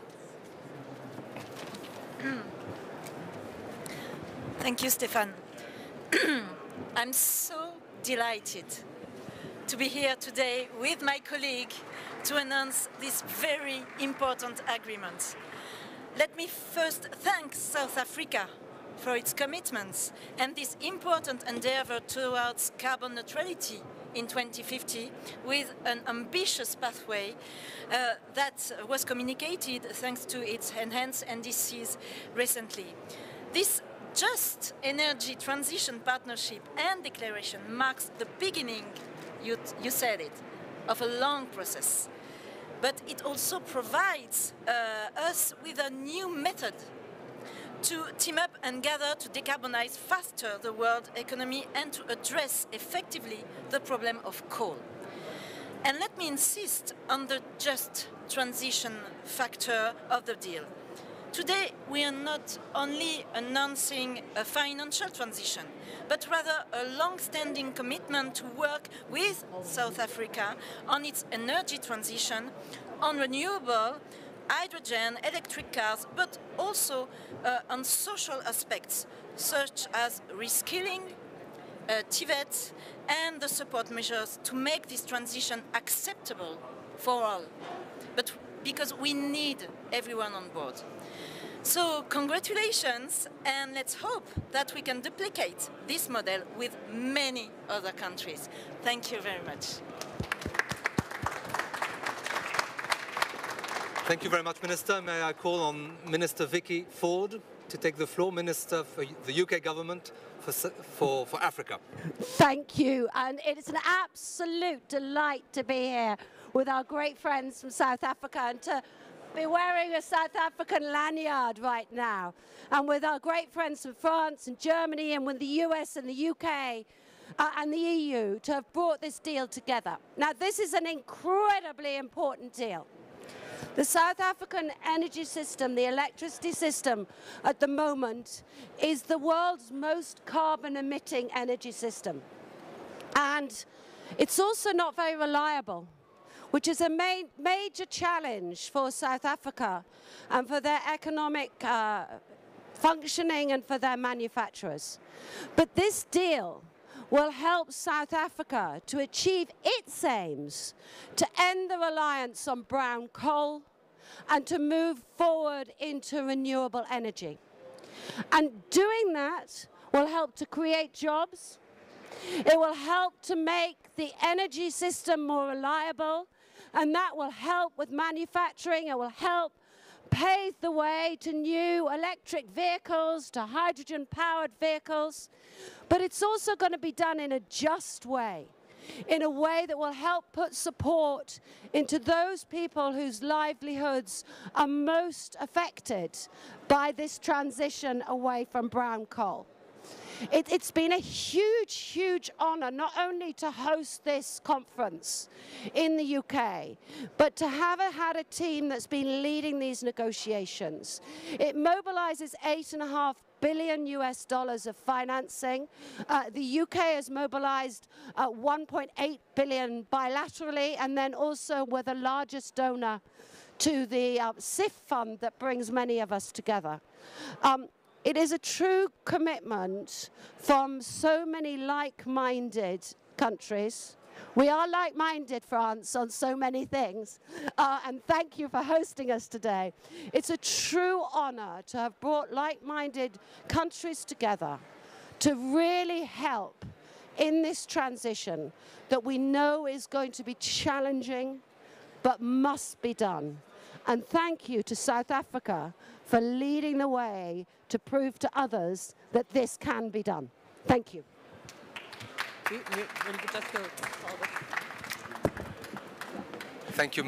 Thank you, Minister.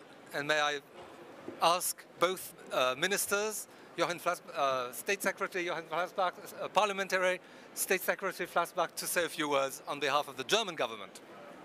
Thank you very much.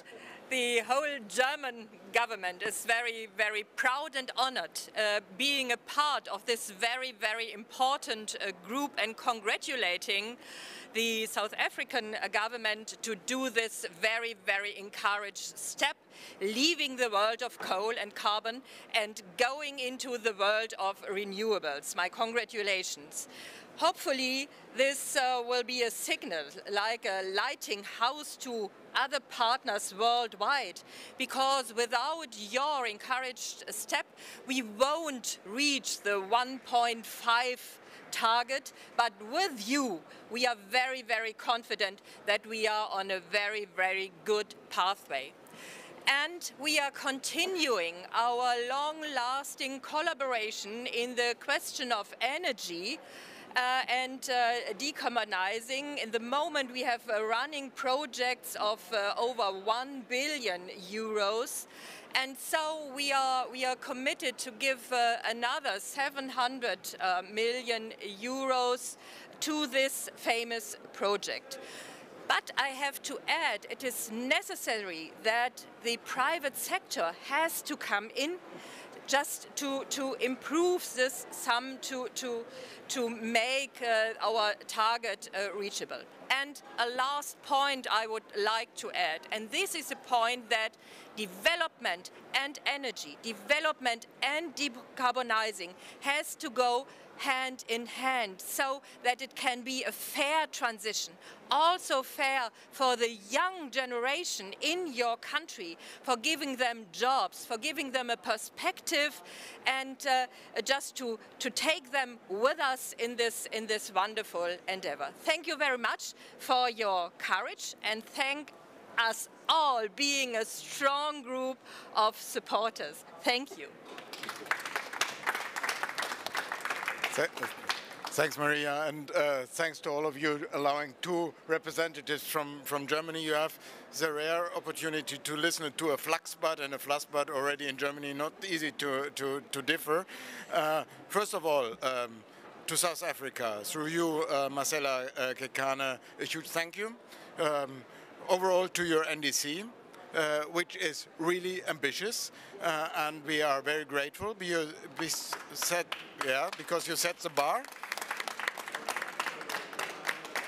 Secondly, for choosing the way to phase out coal in your country. We know structurally what it means for your economy. Thanks to our colleagues, Maria Flaxbert in Germany, all the others here around France, UK, EU, US not present. I remember also Marcela and Barbara when we met in London. I couldn't believe it that we would make it until this evening here to get it done, and that is really brilliant for me. This is already a highlight of this COP here in Glasgow, because it's a landmark. We are going into a new decade where it's much more about implementation, no finger pointing, just trying to mutually make it happen. Thank you.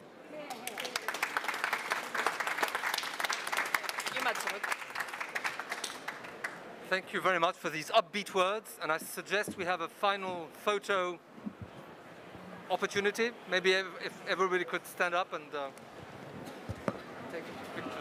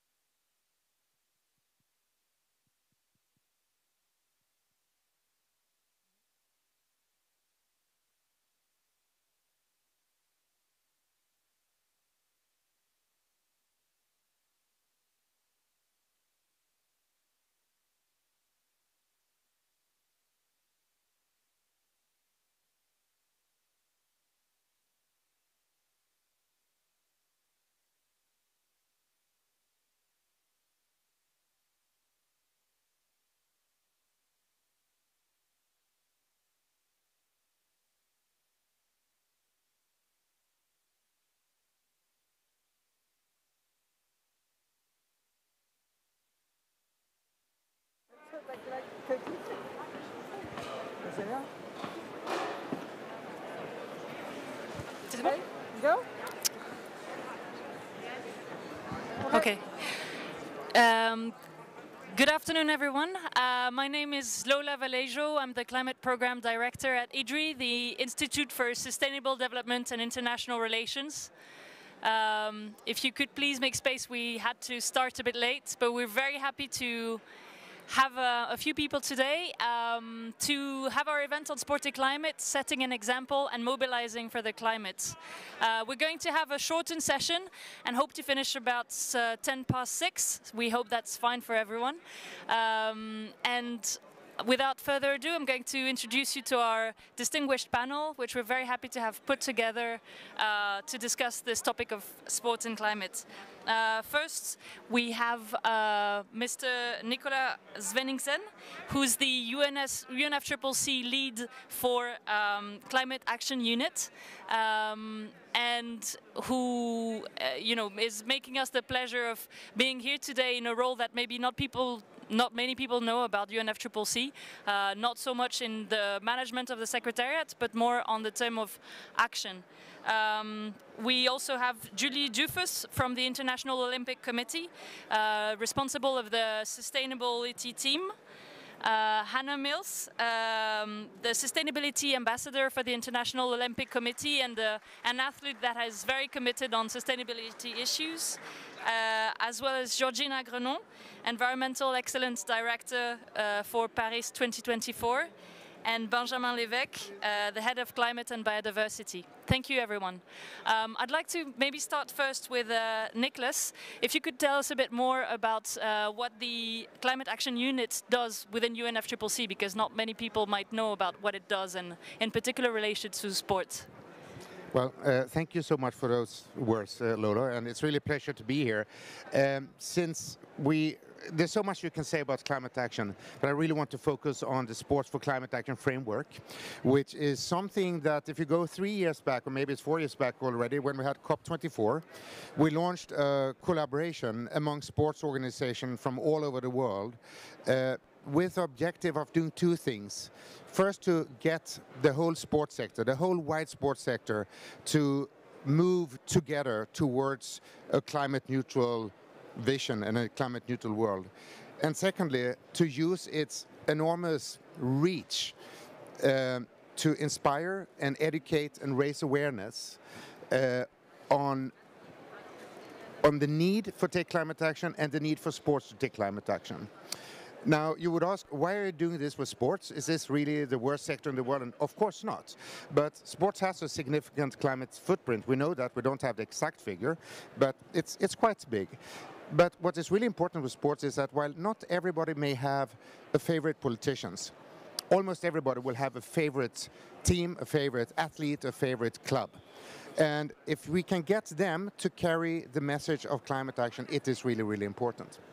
So since we started this in COP24 in 2018, I think, in Katowice, we have now close to 300 sports organizations, including representatives here, International Olympic Committee, FIFA, Paris 2024, and many others. And it's really a joy to work with them because as UNFCCC, we are not experts on this. So we provide a platform for working together, but they are actually doing the work, and we're happy for that. Basically, we're doing 5 things. We are trying to promote systematic efforts to pursue environmental sustainability. We want to reduce the climate impact from the sports. We want to educate everybody about the importance of climate action. We want to promote sustainable consumption as a very important part of the solution here, and also to advocate for more climate action towards athletes, fans, suppliers, clubs, and everybody else. Tomorrow, we will have an event in the Climate Action Zone down in the Hydro, where we'll release and announce new, more ambitious targets. It's targets to fully align the sector with what science tells us today is needed. It's reducing the climate footprint by 50% by 2030, and then to go down to climate neutral climate zero, or net zero world is a correct term, by 2050. However, since this is sports, we don't want only to be part of of Race to Zero, we want to win it also. So our target is to reach net zero by 2040. And that is something that is really not entirely easy, but it's something that almost everybody now has already said, yes, we have to do this. The climate footprint includes scope 1, 2 and 3, so it's not only your own emissions, but it's emissions from your suppliers and so on. And it requires also that you report on what you're doing. Within 12 months after having signed up to this, you need to have your climate footprint done. And within about the same time, you need to have a plan for how you are going to reach these different targets. It's not a 100-page plan we are looking for. It's like 3-4 pages, but something where you are defined, this is where we're going to have an impact. So this is basically, in a nutshell, what we are doing. And I must say, it's quite interesting to see that this is one of the first, what we call in UNFCCC, sectoral partnerships that we have engaged in.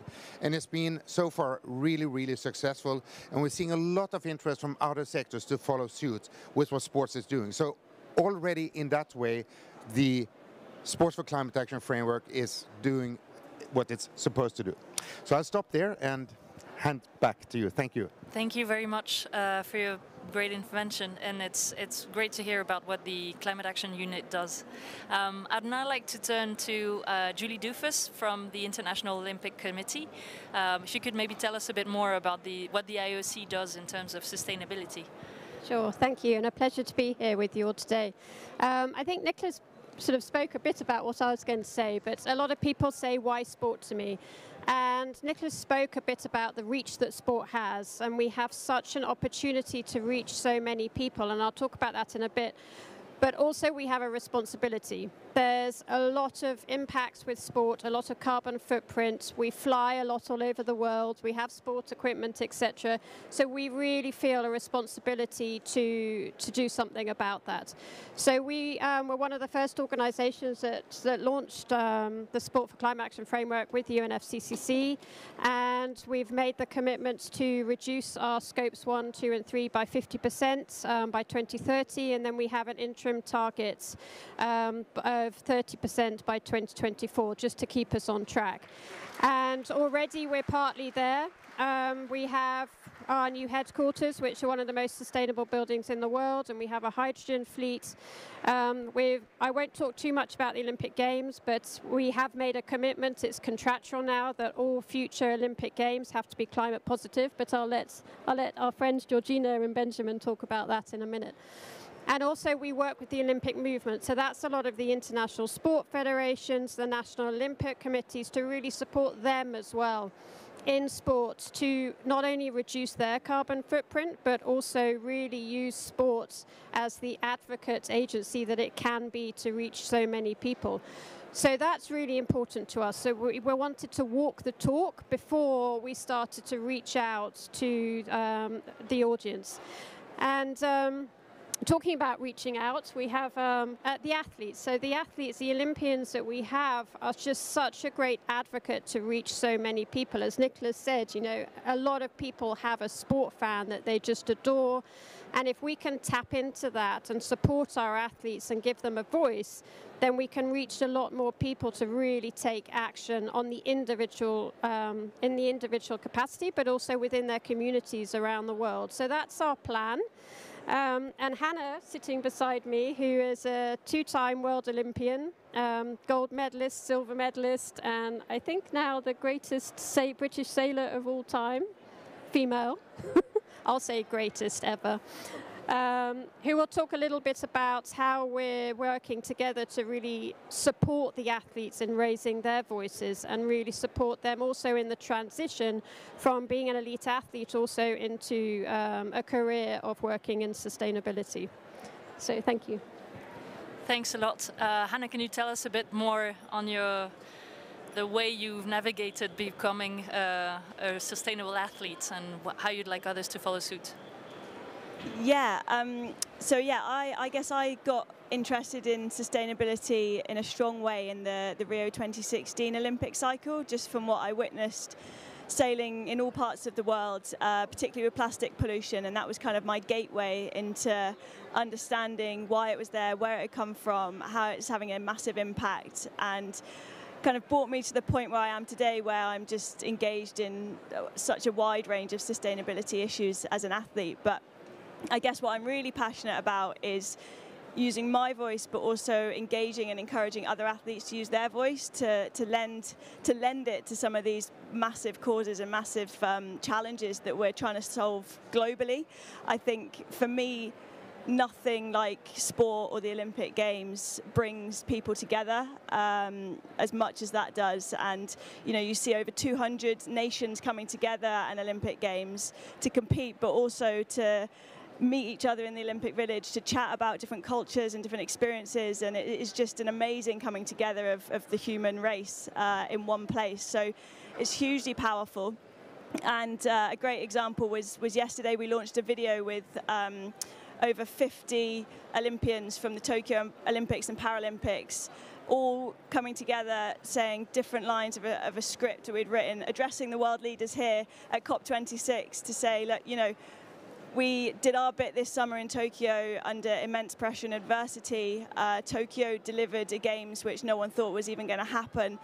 And now we're looking to you. This is your chance to be ambitious, to use some of the qualities that we have as athletes, you know, determination, resilience, ambition, courage, to just, yeah, to lead us and to deliver what we're hoping for and expecting over the next 2 weeks. And I feel like these kinds of projects, not only can they have an impact in hopefully inspiring change, but also engaging the masses with this huge topic of climate change.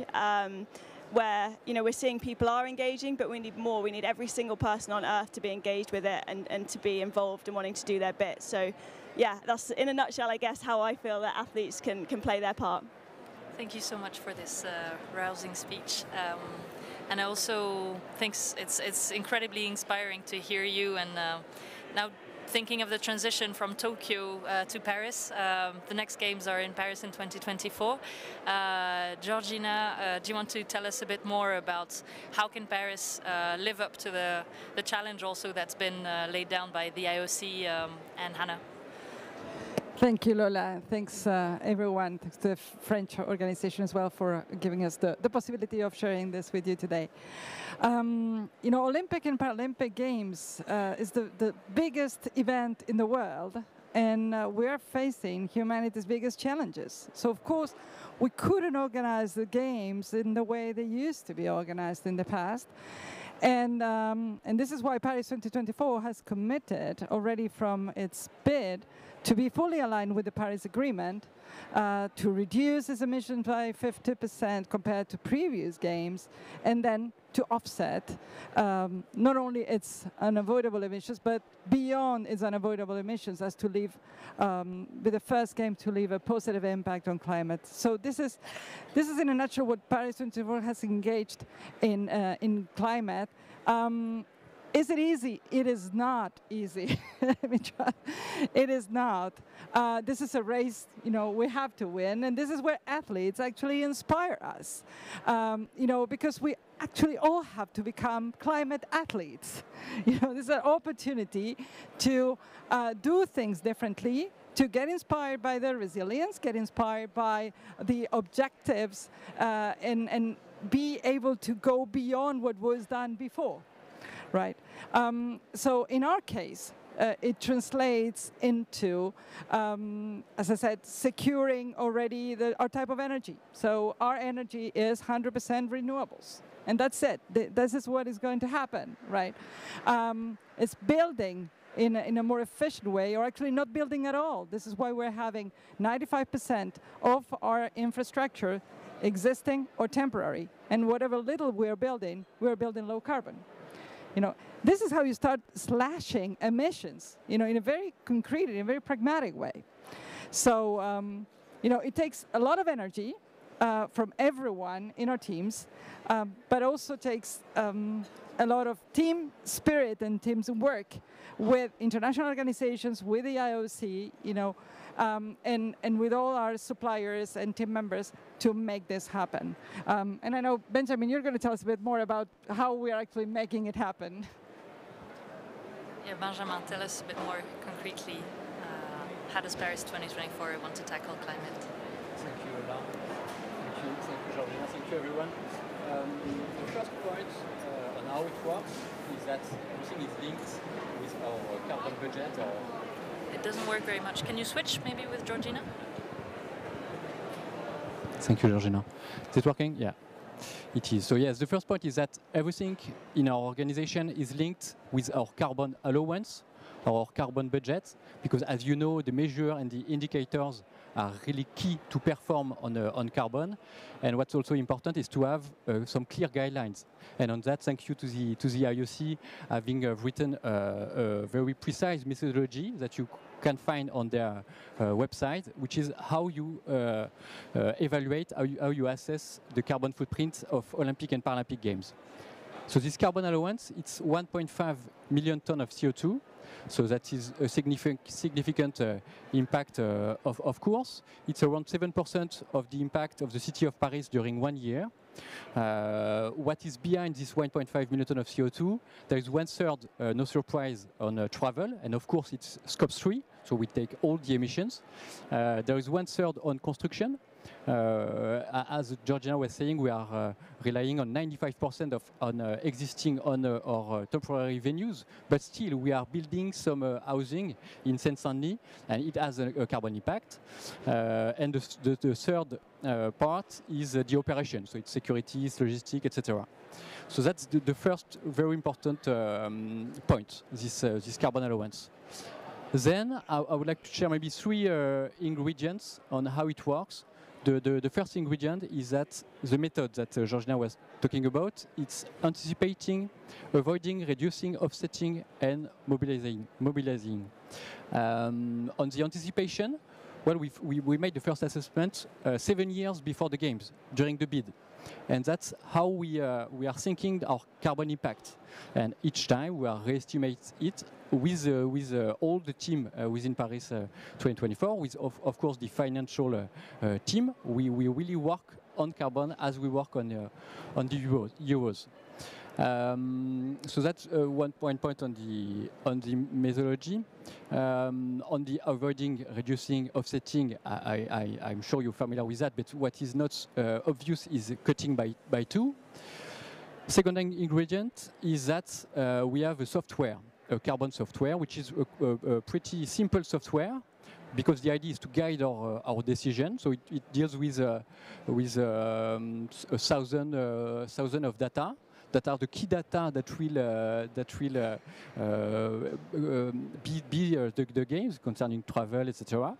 And every colleague has his budget, and of course, that's the third ingredient. That's having very engaged people in our team, and they have many challenges to deal with, of course, because of the complexity and the size of this event. But they also have this carbon objective. So that's it for this for those 3 ingredients. Maybe one last word on the mobilization.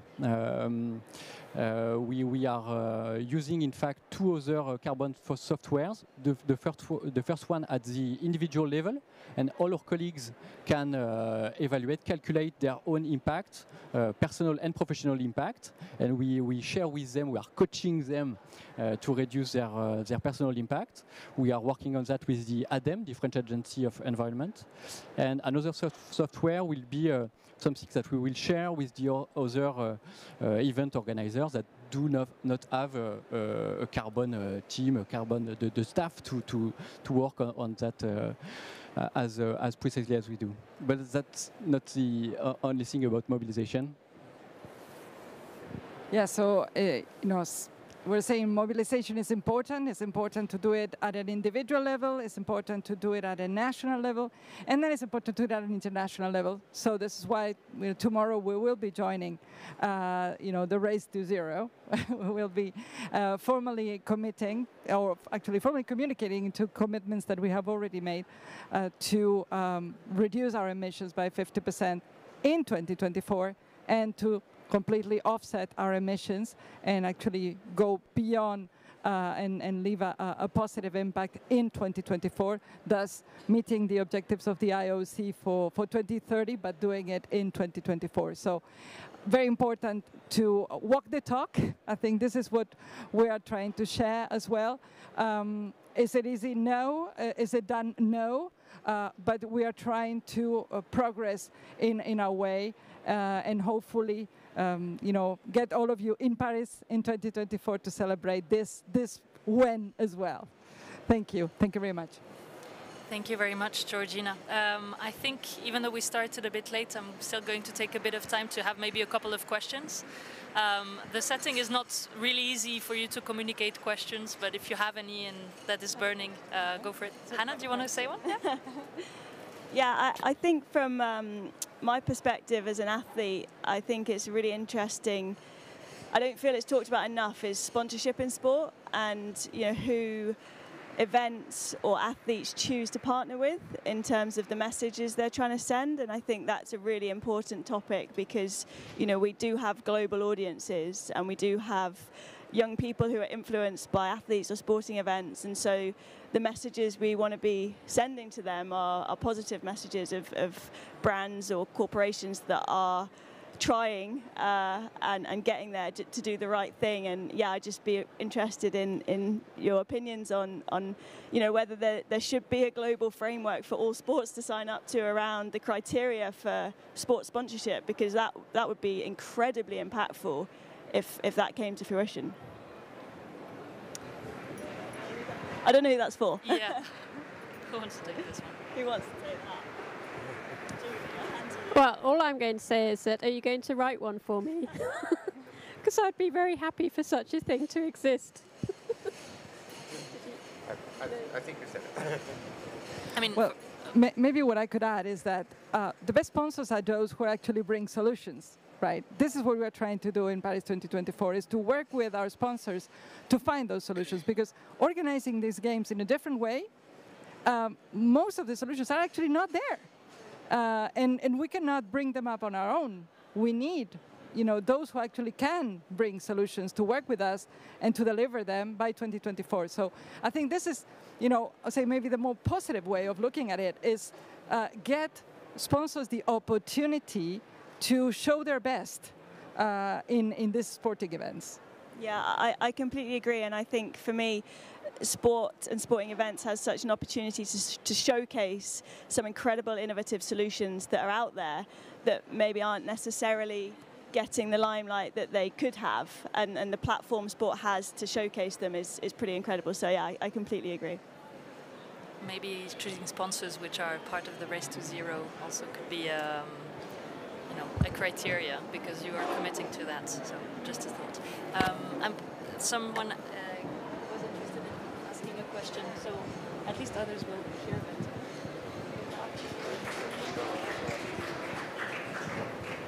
Sorry, it's not very convenient. Pardon. Pascal Fressoz. Pascal Fressoz. I am the president of NGO that's called Alliance International for Objectives of Sustainable Development. A great bravo, a great round of applause for the athletes. What would be very interesting would be we are at your disposal on this reflection on the integration of the sustainable objectives in your plans, what we call the Agenda 2030 of the UN. In the program, actually, because I imagine that you're going to take in consideration the energy issues. It goes 13.7, but this integrated approach that allows to make this to work on this Agenda 2030 in all the areas. It will also take in consideration the more vulnerable persons, and it takes in consideration all the aspects from governance to others, let's say. It would be interesting to reflect together on the framework on which we need to act together in a constructive way. That's another cooperation to integrate the agenda.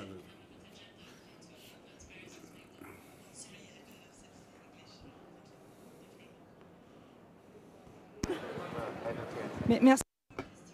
Thank you for your question. Sorry. Thanks for your question. Actually, we're focusing on climate today because of the obvious reason that this is sort of the most important topic of the day. But actually, we are working across all 17 Sustainable Development Goals. And actually, if you're interested in going into the details, we could share with you one of our reports. Is in our website. You can even have a map crossing all the different objectives of Paris 2024 with the different 17 objectives. So, but yes, we are doing it. It's very important, and of course, the social aspects are also extremely important. So, and this is how you build a sustainable legacy as well for the games.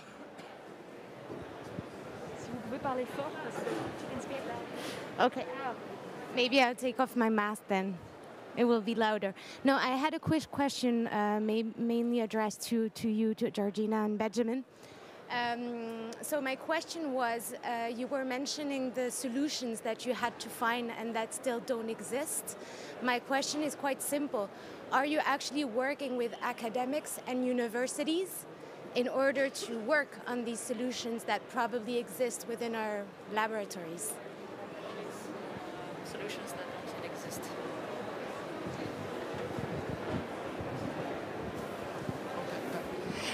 The answer is yes. It's not only, I would say, with students or with academia, but also with companies that are delivering solutions. Last week, for example, there was a hackathon in the city of Paris. We're doing this as well with the different territories, because the idea is to, again, generate things that are going to last, that are not only for us, but it could also be leveraged by our stakeholders, our different territories. So the answer is yes. Thank you very much. I don't know if there are other questions or reactions. If not, I'd like to maybe for the panel to have some final round of thoughts, either about the challenges or the key opportunities that you see going forward to push that agenda. Hannah, do you want to react? If you have some final thoughts on challenges or the key opportunities that you see to push that agenda forward, or if you just want to react to what has been said before. Oh, you put me on the spot. I guess I'd just reiterate the point that I think, everyone here is really committed to giving sport the platform and the opportunity to really help push the agenda forward with climate change and the Sustainable Development Goals as a whole.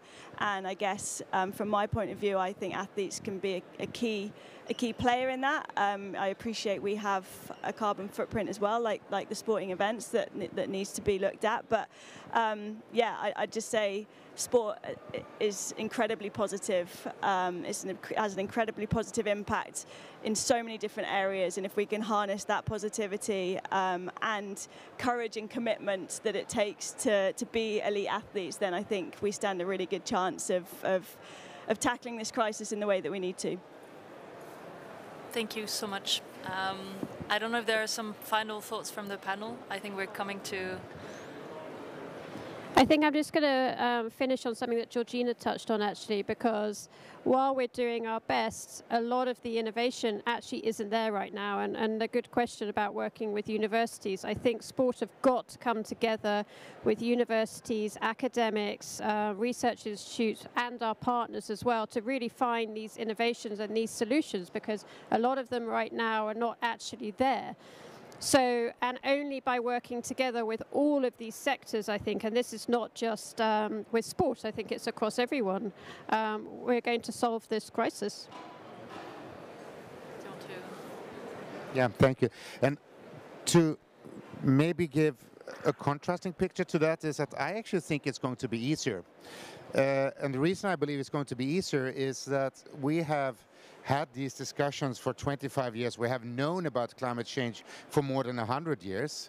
And we are seeing the evidence that the science is correct. We're seeing it daily now around the world. Yes, we do not have all the solutions today, but we're starting to get a real awareness and understanding among everybody that this is something we have to deal with. There's no business as usual. We have to change. And the reason I'm optimistic is that you do not always need to know exactly how you're going to go to a place, as long as you know that you have to go there. And sports is such an important part of bringing this awareness. This is like the oil in the machinery that can help what is happening in the World Leaders Summit, what's happening in the negotiations and everything. This can really help that. So I'm quite positive we are going to reach a goal, and this is going to be an important part of the journey there. Thank you. Thank you so much, Niklas. Do you have some final words? Well, let me join you in applauding our wonderful panel. Thank you, everyone. And have a good rest of the afternoon. Et merci Lola. C'est difficile de s'entendre entre la salle.